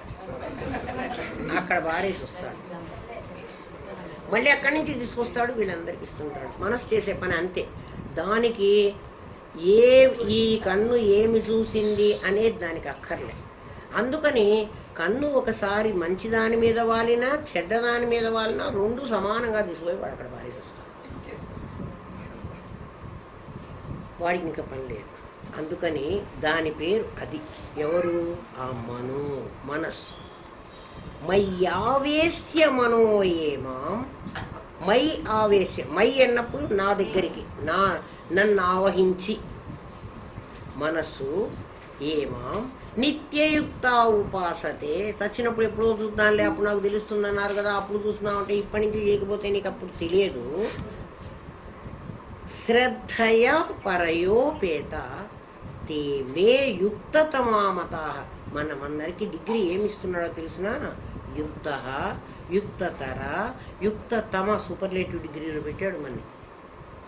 ఎవడైతే మై ఆవేశ్య మనః, నన్ను ఆవేశించిన మనస్సు పెట్టుకుని ఉంటాడో, ఎవడి మనస్సు అయితే వాడి కంట్రోల్లో ఉంటుంది, వాడిని బంట్రోతుగా ట్రీట్ చేస్తాడో, మనస్సును బంట్రోతుగా, వాడిని ఆఫీసర్గా ట్రీట్ చేయవాకండి. మనం ఆఫీసర్గా ట్రీట్ చేస్తున్నాం. ఇప్పుడు మనస్సు ఎక్కడికి పోతామంటే అక్కడికి పద. అంటే అది చెప్పినట్టు మనం వింటున్నాం, మనం చెప్పినట్టు అది వింటలే. అంటే అసలు మనం ఎవరో తెలిస్తే కదా మనం చెప్పినట్టు దాన్ని వినిపింపజేయటానికి. అదేం చెబితే అదే మన చేయిస్తోంది. దాన్ని మై ఆవేశ్య, ఆ మనస్సుని నాయందు ఆవేశింపచేయి. దానికి నా సంగతే చెప్పు, ఇంద్రియాల కథ చెప్పవాకు. అట్లా శ్రద్ధయ పరయోపేత. ఎవడట్లా శ్రద్ధగా ఉండి మనస్సును ఎప్పుడూ కూడా మయ్యావేశ్య చేసి ఉంటాడో వాడు తే మే యుక్తతమామత. నా మతం ఏమిటంటే అర్జున, వాణ్ణి యుక్తతమ, వాణ్ణి సూపర్లేటివ్ డిగ్రీలో అంత యోగ్యుడు అని నేను నిర్ణయించుకుంటాను. మనందరినీ ఎవరిని నాకు పూజ చేసిన వాడిని నేను యోగ్యుడు అనుకుంటే యుక్తతమ అనే సూపర్లేటివ్ డిగ్రీ ఇవ్వలే. తమ ప్రత్యయం, తరా తమ, మోర్, మోస్ట్ అని అంటానే ఇంగ్లీష్లో మనం. ఆ మోస్ట్ అనేది సూపర్లేటివ్ డిగ్రీ, అది చాలా హైయెస్ట్. దాని తర్వాత ఇంకోటి లేదు. ఆ గ్రేడ్లో పెట్టాడు మనని. ఎవడిట్లాగైతే నాది ఆవేశిత చేతసాం ఉంటాడో వాడు ఎవడి మనస్సు అయితే వాడి స్వాధీనంలో ఉందో, ఎవడి మనస్సును వాడు బంట్రోతుగా ట్రీట్ చేస్తున్నాడో యజమాని వీడు. అలాంటి వాడికి నాకు నచ్చినవాడు వాడు. నాకు నచ్చటం కాదు, నాకు నచ్చటం యుక్తతమాహ, యుక్త, యుక్తతర, యుక్తతమ. మనం అందరం యుక్తతములం కావాలంటే మనం ఈ పని చేయాలి. పరమాత్మ గీతలో చెప్తున్నాడు. భగవద్గీతలో ఇప్పుడు మనం చెప్పుకునే శ్లోకాల్లో అర్ధ శ్లోకం ఆచరణలో పెట్టినా చాలు.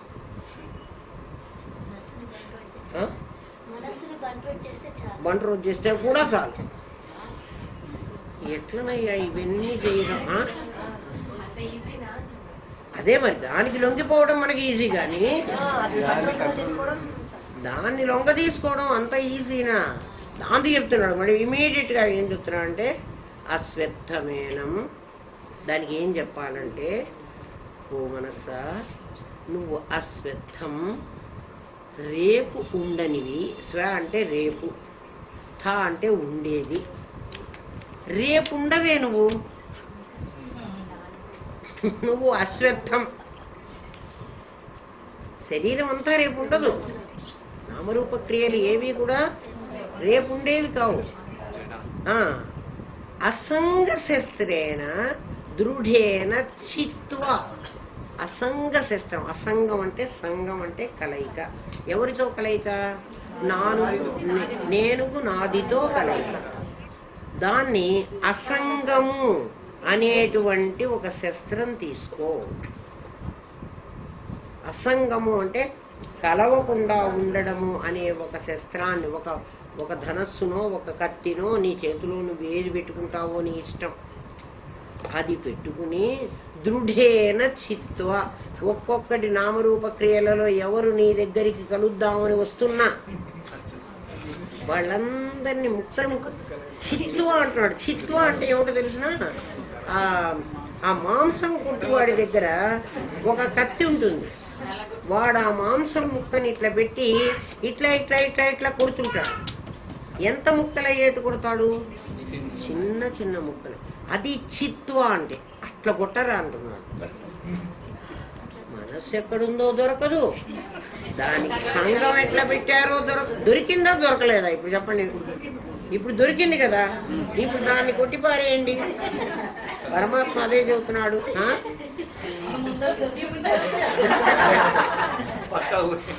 ఎందుకరా ఎప్పుడు మీరు నాది అని దాన్ని కలుపుకున్నా కూడా వెంటనే ఈ పాఠం గుర్తురాదా అమ్మా?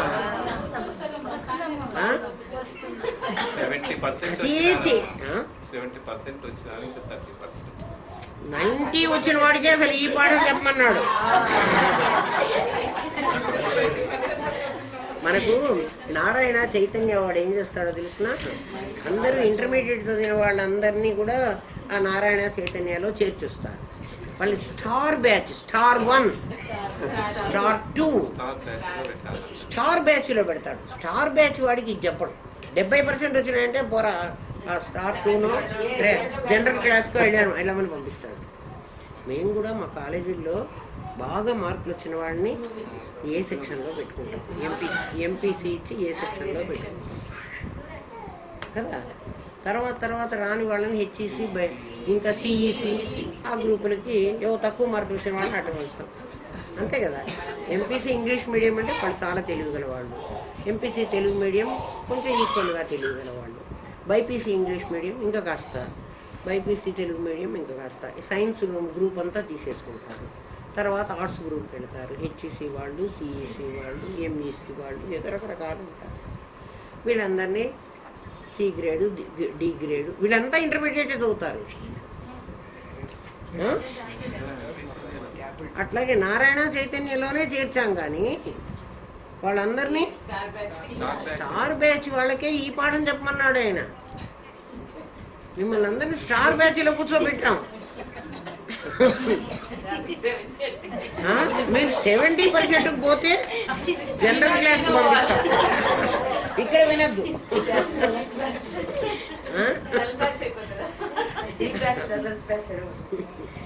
అసలు వాళ్ళు కట్టే డబ్బులతో వీళ్ళని పోషిస్తారు. స్టార్ బ్యాచ్ వాళ్ళ దగ్గర డబ్బులు తీసుకోరు. ఏసీ రూమ్లో కూర్చోబెడతారు, ఏసీ కార్లలో పిలిచిపోతారు, పరీక్షలు రాయిస్తారు, చెప్పిస్తారు. రాత్రి 11 అయినా 12 అయినా అన్ని వాడే.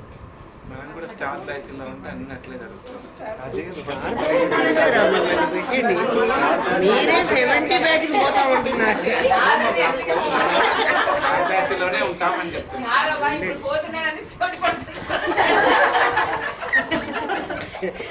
ఊరికి పోతున్నాడు కదా, ఊరికి పోయి 30 కావాకురా నాయన.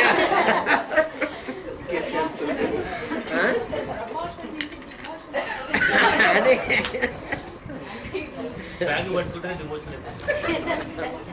అందుకని అసంగ శస్త్రేణ దృఢేన చిత్వా. ఒక్కసారి రాదు అర్జున, ఇది అసంగ శస్త్రం దగ్గర పెట్టుకుని బలంగా కొట్టుకో. నువ్వు స్టార్ బ్యాచ్లోనే ఉండు, మళ్ళీ వేరే బ్యాచ్కి రివర్షన్లు కోరుకోవాకు, ప్రమోషన్లు కోరుకో. అక్కడి నుంచి డైరెక్ట్గా మేము తీసుకుంటాం. ఎంసెట్లో ఫస్ట్ ర్యాంక్ వాడితే 1, 2, 3 అన్నీ మావే. అంటే మనం అందరం ఎవరిలోకి వస్తాం? యుక్త తమ అన్నాడు నిన్ను, సూపర్లేటివ్ డిగ్రీలో పెట్టాడు నిన్ను. ఆలోచించు. ఇవన్నీట విమూఢానానుపశ్యంతి పశ్యంతి యోగచక్షుష. విమూఢా, నువ్వు మూఢుడివైతే అర్జున, నా అనుపశ్యంతి, ఇవి నీకు కనపడవు. ఇది నేను చెప్పేది నీకు అర్థం కాదు, చావు. పశ్యంతి యోగచక్షుష, యోగం అనేటువంటి ఒక కళ్ళని నీకు ప్రత్యేకంగా ఇచ్చాను, అందుకే నేను స్టార్ బ్యాచ్లో పెట్టాను. యోగ చక్షుష, ఆ చక్షువులు ఇచ్చాను నీకు. కృష్ణుడు ఆ దివ్య దృష్టిని వాడెవడికో ఇచ్చాడు. ఎవడికి? సంజయుడికి ఇచ్చాడు. ఆ విభూతి అదేదో విశ్వరూపం చూపించాడు అని అంటున్నారు. ఆ చూసే కళ్ళు ధృతరాష్ట్రుడికి ఇచ్చాడు అంటున్నారు. కృష్ణుడు మనకు కూడా ఇచ్చాడు,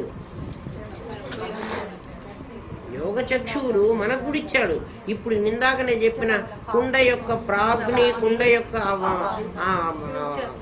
ప్రధ్వంస అభావాన్ని ఈ కళ్ళతో చూసావా? మరి ఆ కళ్ళు నీకు ఉన్నాయా లేవా? దృష్టి జ్ఞానమయం కృత్వా పశ్యేత్ బ్రహ్మమయ. ఆ కళ్ళతో చూడు, నీకంత సచిత్తులే కనపడతాయి, నామరూపాలు కనపడవు. చూడు అర్జున, చేసుకో, ప్రయత్నం చెయ్యి. కూర్చోవాకు, నాకు అర్థం కావట్లేదు అనవాకు, నీకు కళ్ళు ఇచ్చేసాను అన్నాడు. చూడటమే నీ పని.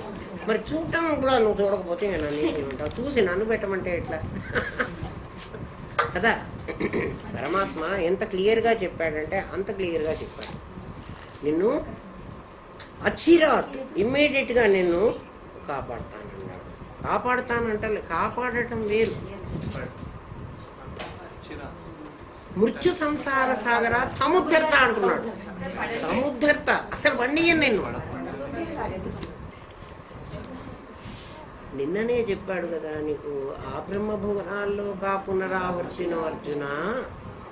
అర్జున, నువ్వు ఆ బ్రహ్మలోకం దగ్గర నుంచి మిగిలిన ఎన్ని లోకాలకు వెళ్ళినా, ఎంత పుణ్యం చేసినా పునరావర్తి, మళ్ళీ రావాల్సిందే.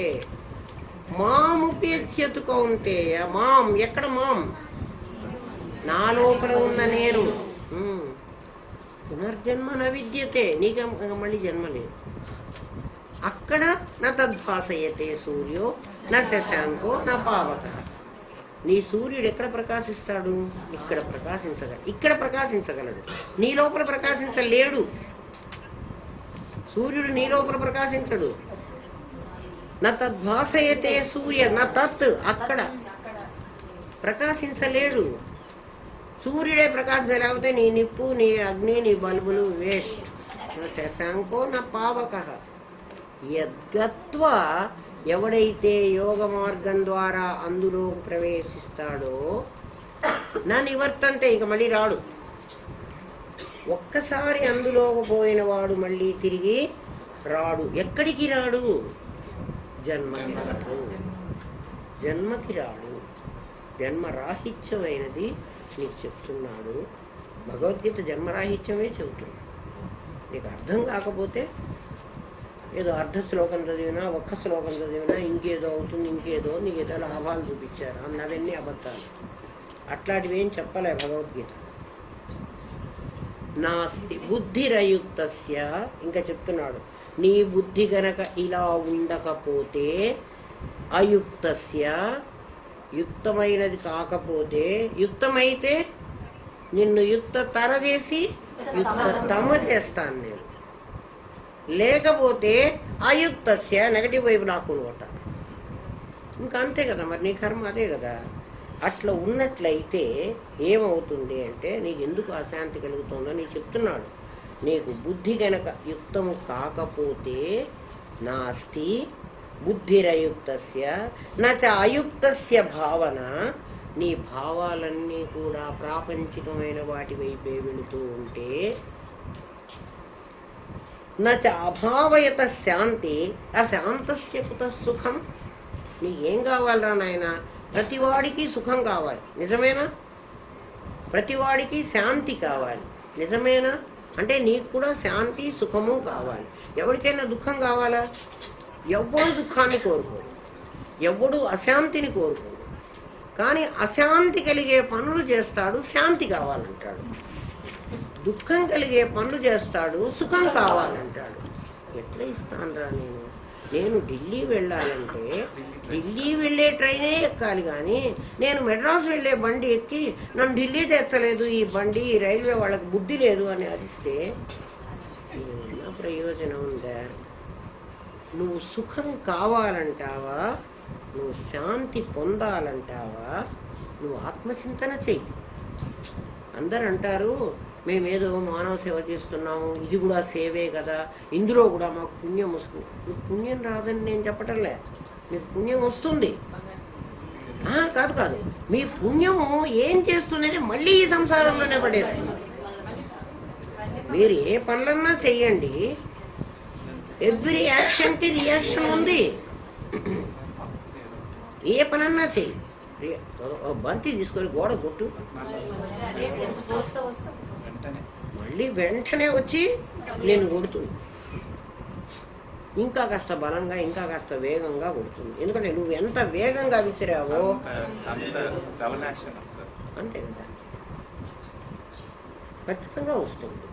అందుకని నువ్వు చేసేటువంటి పనులకు పుణ్యం వస్తుందా పాపం వస్తుందా అని నేను చెప్పను, కానీ ఫలం అయితే వస్తుంది.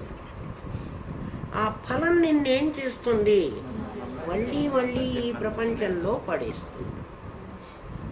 ఈ ప్రపంచంలో ఏముంది?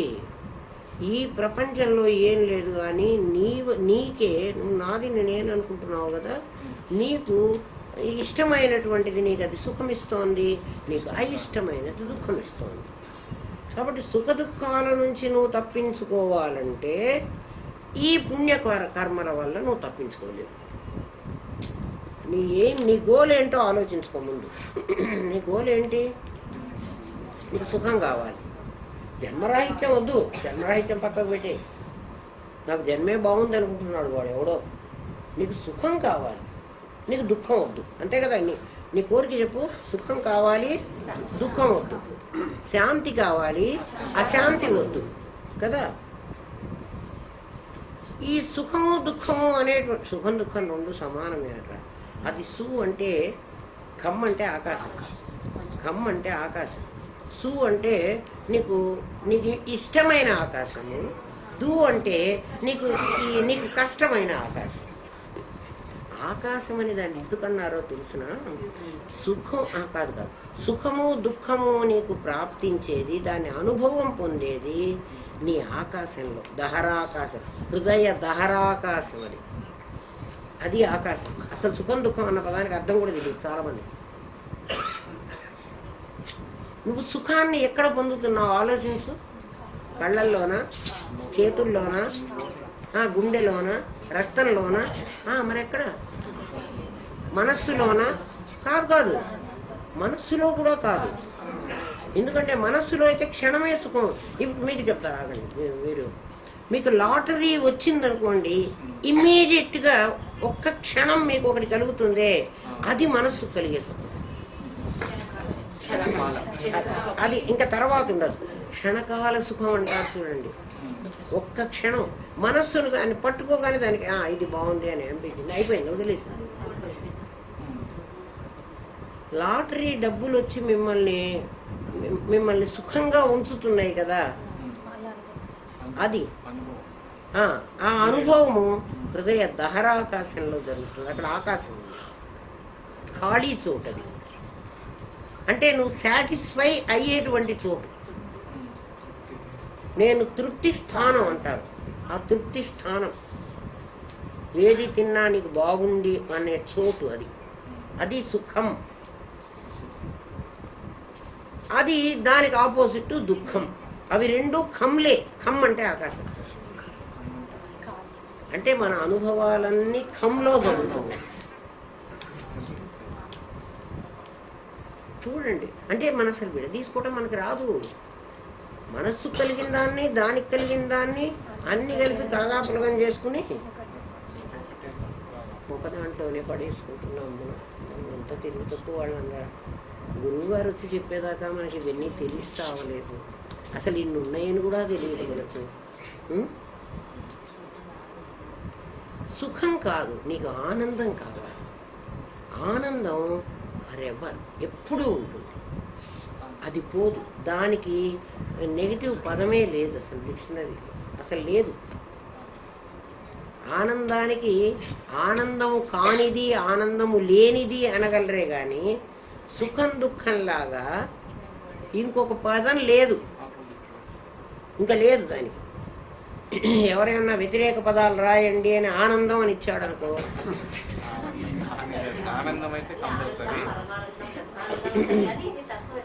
ఆనందానికి ఏమని పేరు అంటే నిరతిశయం. దానికి నిరతిశయం, నిరతిశయ ఆనందం అంటే ఏమిటి? దాన్ని మించి ఇంకొకటి లేదు. ఏదన్నా నువ్వు చెప్పు, అది. అందుకే దీన్నే అల్లాహో అక్బర్ అన్నారు వాళ్ళు. అక్బర్ అనేది అది సూపర్లేటివ్ డిగ్రీ కాదు, అది కబీరు, అక్బరు, హుబ్ర్ అనేటువంటివి మూడు. అది ఖురాన్లో తమా తరా తమా ప్రత్యయాలు మనకు ఎట్లాగో అట్లా మోరు మోస్ట్ అన్నాడు. మోర్ అంటే ఇది మోర్ కిందకి వస్తుంది. అక్బర్ అనేది కబీరు, అక్బరు, హుబ్ర్ అని మూడు పదాలు ఉపయోగిస్తారు వాళ్ళు. అల్లాహో అక్బర్ అంటున్నారు. అంటే రెండో దాంట్లోనే పెట్టారు అక్బర్ని, అల్లాని. ఎందుకురా రెండో దాంట్లో పెట్టారు, సూపర్లేటివ్లో ఎందుకు పెట్టలేదు అని అడిగితే ఒక మున్షి గారు చెప్పారు నాకు. ఎందుకంటే మీరు ఎవరినన్నా తీసుకొచ్చి వీడు గొప్పవాడు అంటే వీడి కంటే వీడు గొప్పవాడు, అందరికంటే గొప్పవాడు వీడు, వీడి కంటే గొప్పవాడు ఇంకక్కర్లే. సూపర్లేటివ్ డిగ్రీ అక్కర్లేదు. కంపారిటివ్ డిగ్రీలోనే వాడికి ఎవరిని నువ్వు తీసుకొచ్చినా వాడికంటే వీడు గొప్పవాడు, కాబట్టి వీడు సూపర్లేటివ్ అయిపోతాడు కదా. అందుకని అల్లాహో అక్బర్ అనుకున్నాడు వాడు. అక్బర్ అంటే అక్బర్ చక్రవర్తి కాదు. అందుకని నిరతిశయ ఆనందం, ఆనందానికి ఏమని పేరు అంటే నిరతిశయం. ఇంకా దీనికంటే అతిశయమైనది ఇంకా లేదు. అక్కడ కంపారిటివ్ డిగ్రీలోనే పెట్టారు దాన్ని సూపర్లేటివ్లో పెట్టలే. అర్థమవుతుంది సూపర్లేటివ్ అంటే? సూపర్లేటివ్ అంటే ఏం చెప్పాలి? గ్రేటెస్ట్ లేదా మళ్ళీ ఇంగ్లీష్లో చెప్పండి. అన్నిటికంటే మించింది, దానికి మించింది ఇంకా లేదు. దానికోసమని తమా అనేటువంటి ఒక ప్రత్యయాన్ని ప్రయోగిస్తున్నాడు కృష్ణ పరమాత్మ. యుక్త తమ అన్నాడు కదా వేదవ్యాసుడే. కృష్ణ పరమాత్మ ఎవరు? వ్యాసుడే రాసుకున్నాడు పాపం. ఎప్పటికైనా నా మనవలకి ఇంత తెలివితేటలు వస్తాయి, వాళ్ళు ఇవన్నీ నా గురించి చెప్పుకుని దీన్ని డీకోడ్ చేసుకుని దీన్ని అనుభవిస్తారు అని మన కోసం ఇన్ని డైమండ్స్ దాచిపెట్టారు. మన ఇంట్లోనే భగవద్గీత ఉంటుంది. భగవద్గీతను అక్కడ మా దేవుడి మందిరంలో పెట్టి పూలు పూజ వేసి కోరి నాయను భగవద్గీత పూజ కోరుకోవటం లేదు ఈ నుంచి. ఒక్క శ్లోకమైన అర్థం చేసుకోండి రా అని కోరుకుంటోంది. ఒక్కటి అర్థమైనా కూడా నీ జన్మ తరిస్తుంది. ఒకటి అర్థం కావాలంటే ఏకం విజ్ఞానేనా నీకు ముందు తెలియాలి. అప్పుడే సర్వం విజ్ఞాతం భవతి. ఏమ్మా, అందుకని నువ్వేం చెయ్యాలి అంటే, నువ్వు ఏ కర్మ చేసినా నీకు లాభం లేదు, ఆత్మచింతనే చెయ్యి. ఎందుకు ఆత్మచింతన చేయాలి? మేము చేసేవన్నీ మంచి పనులే కదా, మీరంతా ఆచరించడం లేదు కదా. ఏంది ఆచరిస్తున్నావని నీకేం తెలుసు? ఎవడి మనస్సులో ఎవరు నాదితో నేను డిస్కనెక్ట్ చేసుకుంటున్నాడో నీకు తెలుసునా? అందరూ చూపించాలా నేను డిస్కనెక్ట్ చేసుకుంటున్నాను అని కత్తిరించుకోవాలా? అంత జుట్టు కత్తిరించుకోనా, చేతులు కత్తిరించుకోనా, కాళ్ళు కత్తిరించుకోనా? నేను నాది నుంచి వేరు చేయి. మీరందరిదే పని చెయ్యండి, ఎవ్వరికి చూపించక్కర్లేదు. అది చేసిన వాడికే జన్మ లేదని చెబుతున్నాడు, అది చేసిన వాడికే శాంతి దొరుకుతుంది అని చెప్తున్నాడు, అది చేసిన వాడికే సుఖం ఉంటుంది అని చెబుతున్నాడు. కాబట్టి ఇంద్రియాలు ఏ కర్మ చేసినా, ఎందుకంటే మాకు సుఖం ఉంది కదండి అంటే మా గురుదేవులు మాకు చెప్తారు. ఒకట పెళ్లి రోజు చాలా బాగుందండి, గ్యాస్ లైట్లు అన్నీ పెట్టారు. ఇప్పుడంటే ఈ లైట్లు మా కాలంలో గ్యాస్ లైట్లు పెట్టారు. చక్కగా అరటికాయ కూర చేసి భోజనం పెట్టారు. అరటికాయ కూర మంచిగా చేస్తారు కాబోలు, పెళ్ళికి చేస్తారేమో ఒకసారి. అవన్నీ పెట్టి మాకు భోజనాలు పెట్టారు. పెళ్లి కొడుకుకి పెళ్లి కూతురికి ఎంత ప్రయారిటీ కదా. అసలు వాళ్ళకే పీటలు వేస్తారు, వాళ్ళకే భూపం మందులు పెడతారు, వాళ్ళకే ముగ్గులు వేస్తారు, వాళ్ళకే కొత్త చీరలు కొని పెడతారు, నగలన్నీ వాళ్ళకే పెడతారు. ఎన్ని పెడుతున్నారు వాళ్ళకి. అవన్నీ ఎందుకు పెడుతున్నారంటే గొర్రెని బలిపీఠం ఎక్కించడానికి ముందు ఇవన్నీ పెడతారు దాన్ని బాగా. తర్వాత బలిపీఠం ఎక్కించి పారేస్తారు, అక్కడ మెడ కట్ చేసి పారేస్తారు. సంసారం అనేటువంటి దాంట్లో పడేయడానికి ఇవన్నీ పెట్టి చూడు. సంసారం ఎంత కష్టం, అందరికీ తిండి పెడితే కానీ వీడు తినటానికి లేదు. సంపాదించినంతా ముందు అందరికీ పెట్టాలి, అవునా కదా? ఒక చుట్టం ఎవడో గబగబా అర్ధరాత్రి 11 గంటలకు వచ్చాడు అనుకో, ఎవడికి కష్టం? ఆ గృహస్థుకే కదా కష్టం. ఆ ఇంట్లో ఉందో లేదో ఆ పెళ్ళాం మరి చేసుకొచ్చి పెట్టాలి కదా. ఆ పెళ్లి రోజు ఊరికే నగలు పెట్టి చీరలు కట్టి వీడు నా ఇంటికి నువ్వు సామ్రాజ్ఞివి అని తీసుకొచ్చి కూర్చోబెట్టాడు. ఈ సామ్రాజ్ఞి ఇప్పుడు చాకిరి చేయలాగా వస్తున్నది.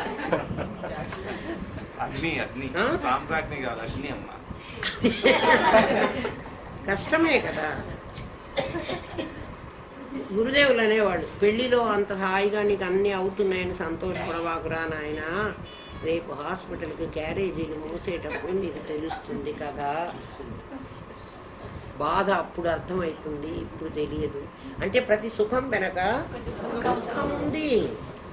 నువ్వు సుఖం అనుకుంటున్నావు, అది సుఖం కాదు. అందుకని నువ్వు ఏ కర్మ చేసినా ఆ కర్మ నిన్ను మళ్ళీ కర్మలో బంధిస్తుంది. ఆత్మచింతన చెయ్యి, కర్మ నుంచి విడిపడతావు. మీరందరూ ఏం చేస్తున్నారు? మీరందరూ మీ గుణాలు మారుకున్నారా? గుణాలు ఎందుకు మానుకోవాలరా అసలు చెప్పండి, నాకు అర్థం కాక అడుగుతాను. గుణాలు ఎవరు? నామరూప క్రియలు. సంసారం ఎవరికి ఉంది? వాటికి ఉంది. నేను వాటి నుంచి వేరైపోయినాను, నాకు సంసారంతో సంబంధం లేదు. అవి సంసారం చేసుకుంటుంటాయి, నేను వేరుగా ఉంటాను. అది పడవ అని నాకు అర్థమైపోయింది. పడవను ఎక్కడ పడేయాలి? సముద్రంలో పారే. నువ్వు పడవవి కాదు, నువ్వు పడవ నడిపేవాడివి. సముద్రంలో పడవని జాగ్రత్తగా నడుపుకో, బీ కేర్ఫుల్. అంతేగాని నువ్వు పడవ అయిపోయి సముద్రంలో మునుగుతానంటే మునిగిచావు అంతే.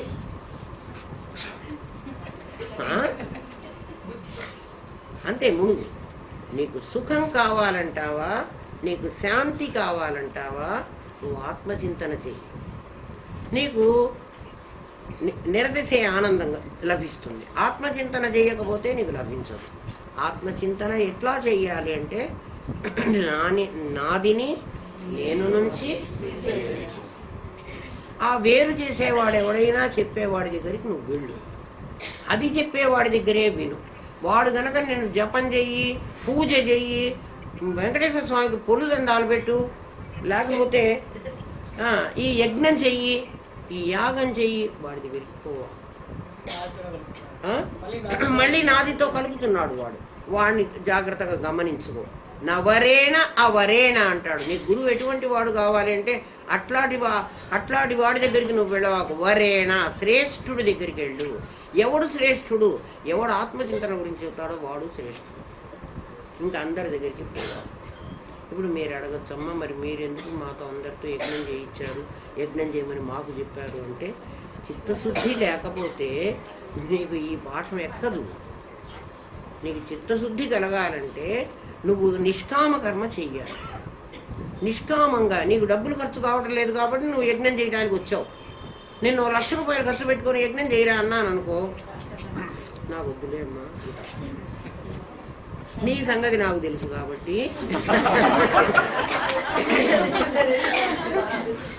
నీకు చిత్తశుద్ధి కావాలని నా కోరిక కాబట్టి, నీతో చిత్తశుద్ధి అయితే కదా నీకు ఇది అర్థమయ్యేది.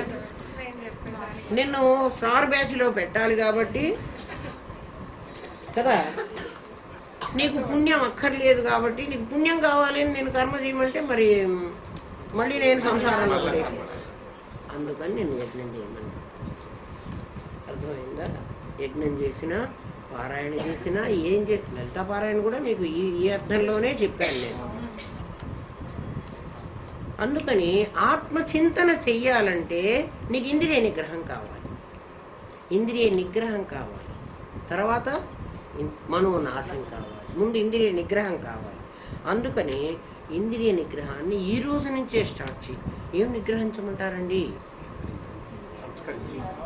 ఇంద్రియాలని సంస్కరించడం మొదలుపెట్టు. దాన్ని అణచవాకు. అణిస్తే విజృంభిస్తుంది. అవి తాచుపాములు లాంటివి. నీ దగ్గర 5 పాములు పెట్టా నీ పక్కలో, వాటితో సంసారం చేస్తూ పడుకుంటున్నావు. జాగ్రత్త, అవి ఎప్పుడైనా నిన్ను కాటేస్తాయి.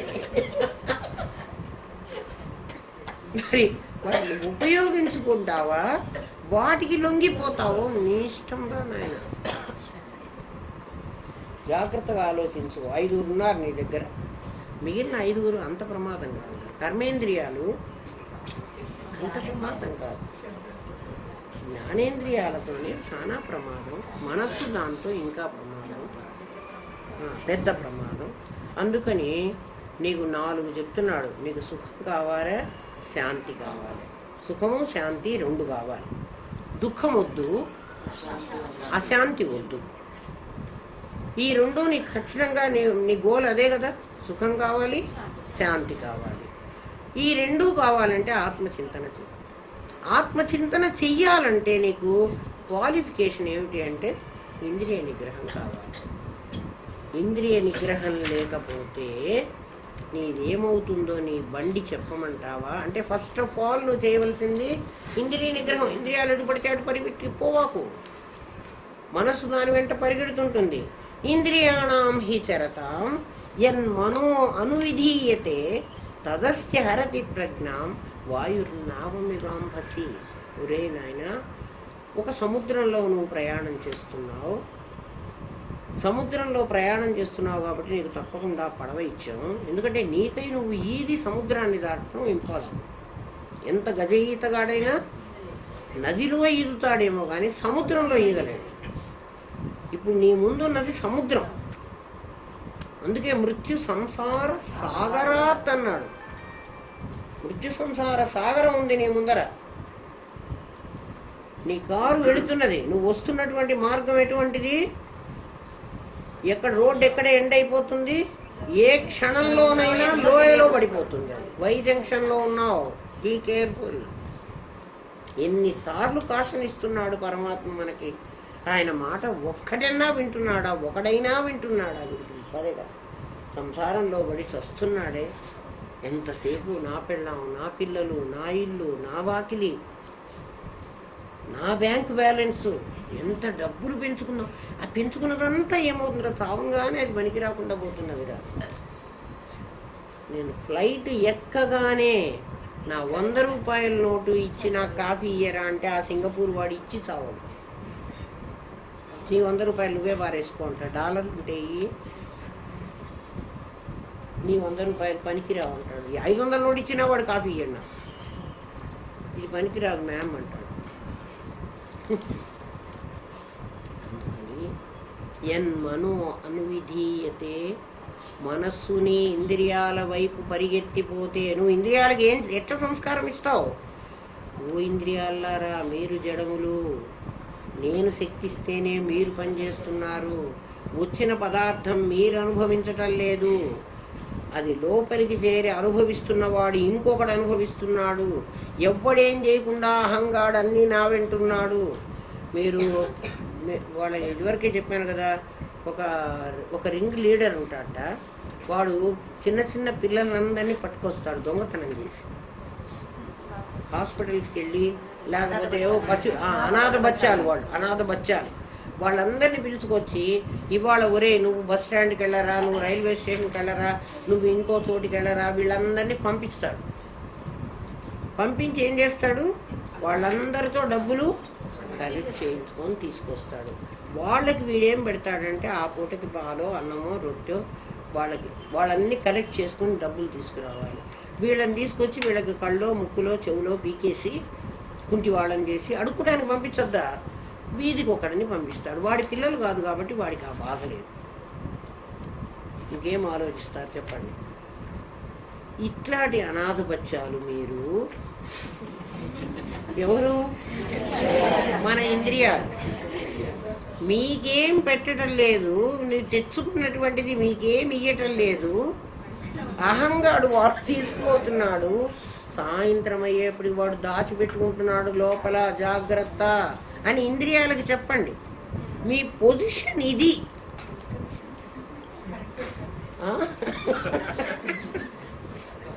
మరి నేను చెప్తున్న దాంట్లో ఏమన్నా అబద్ధం ఉందట్రా? చెప్పండిరా.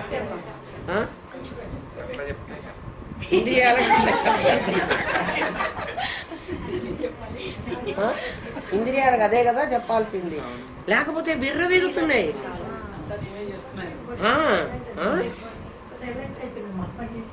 ఇంకా ఏం మాట్లాడు, వాళ్ళ పొజిషన్ వాళ్ళకి చెప్పండి, మీరేం చేయొద్దు. మీరు అనాథ బచ్చాలి, మీకేమీ లేదు. అంతా కలెక్ట్ చేసుకుని సాయంత్రం అయిపోయి వాడు అన్నీ గుంజుకుని దాచుకుంటున్నాడు. మీరే అంటున్నారు కళ్ళు లోపలికి లాక్కుపోతున్నాయి.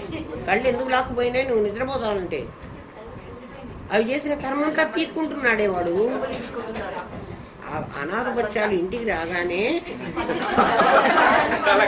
కలెక్షన్లన్నీ వాడు తీసుకుంటున్నాడు. వాడు తీసుకుంటున్నట్టు మీరు ఎక్స్పీరియన్స్ చేస్తున్నారో లేదా చూడండి. మీరు అన్నీ వాడు చచ్చేటప్పుడు కూడా అంతే చేస్తున్నాడు. మామూలు వాడు చచ్చేది ఎట్లా చేస్తాడు తెలిసిన? ఇంద్రియాలతో చేసినటువంటి కర్మనంతా గుండె దగ్గరికి చేర్చుకుంటాడు. గుండె బరువు అయిపోతుంది చచ్చేవాడికి. ఎందుకంటే అన్నీ అక్కడికి చేర్చాడు. నేను ఇల్లు ఖాళీ చేయాలి, ఏం చేస్తాను? అన్ని గూళ్ళన్నీ ఖాళీ చేసి ముందు అన్ని హాల్లో పెట్టుకుంటా, తర్వాత లారీ పిలుచుకుంటా, ఇవన్నీ లారీకి ఎక్కించుకొని వెళ్ళిపోతా, అంతే.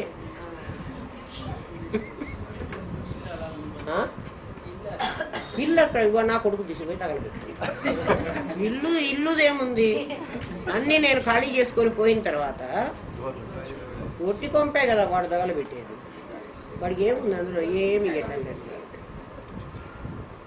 ఒకవేళ నా కొడుక్కి నేను ఏదైనా ఇస్తున్నానంటే ఏమి ఇస్తున్నాను చెప్పండి? నా ముగ్గురిని నేనే తీసుకుంటున్నా, 5గురిని అట్టే పెట్టిపోతున్నా. కావాలంటే అవి తీసుకో,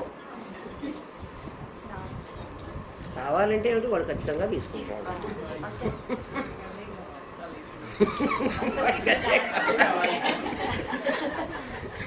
ఇది అక్కర్లేదని మనకి తెలుసు. ఎందుకంటే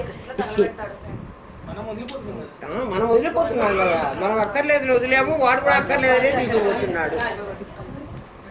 వాడు అక్కడ తీసుకుపోయి తగలబెట్టిపోతాడు. ఇందుకే కానీ పని అయిపోయిందని. ఏం తీసుకుంటాడు అంటే దీని మీద వాడికి పనికి వచ్చేవి ఏమన్నా ఉంటే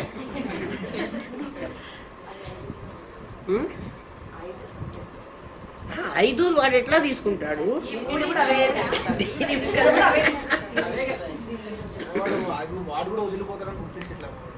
కానీ అప్పటికి తీసుకుంటాడు రా. వాడు వదిలిపోయినాడు, వాడు వదిలిపోతాను అప్పుడు వాడి కొడుకు తీసుకుంటాడు. ఎవడో తీసుకోవటం అయితే కామన్.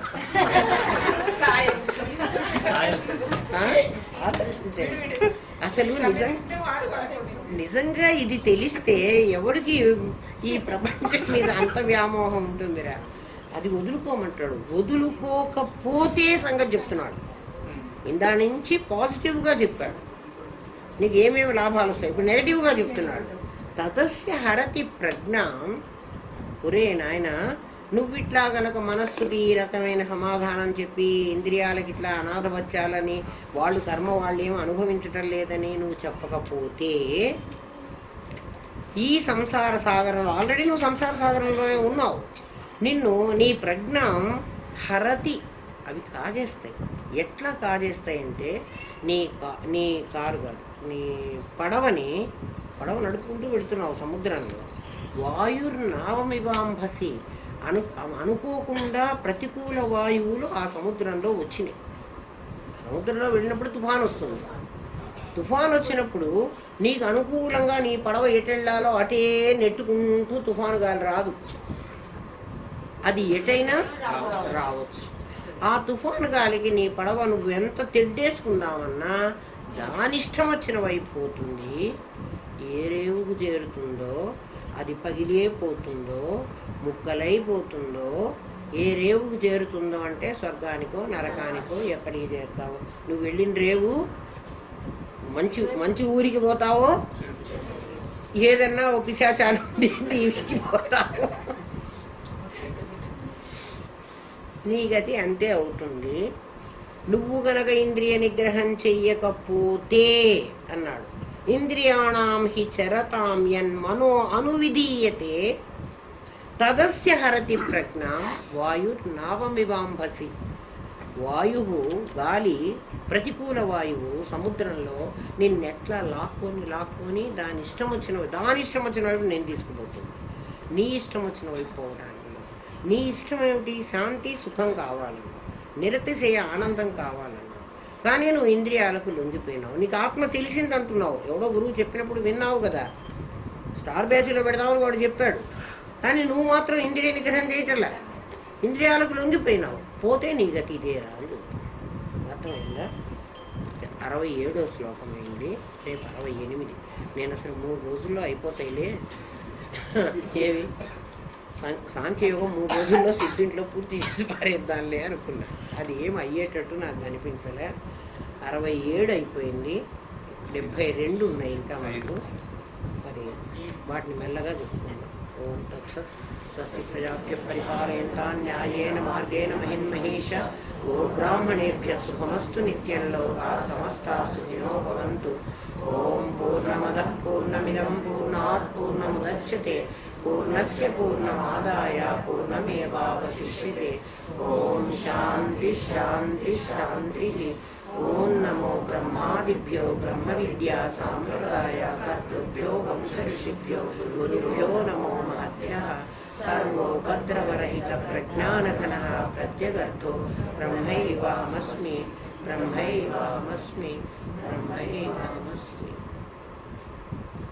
బ్రహ్మైవాహమస్మి అనే ఆ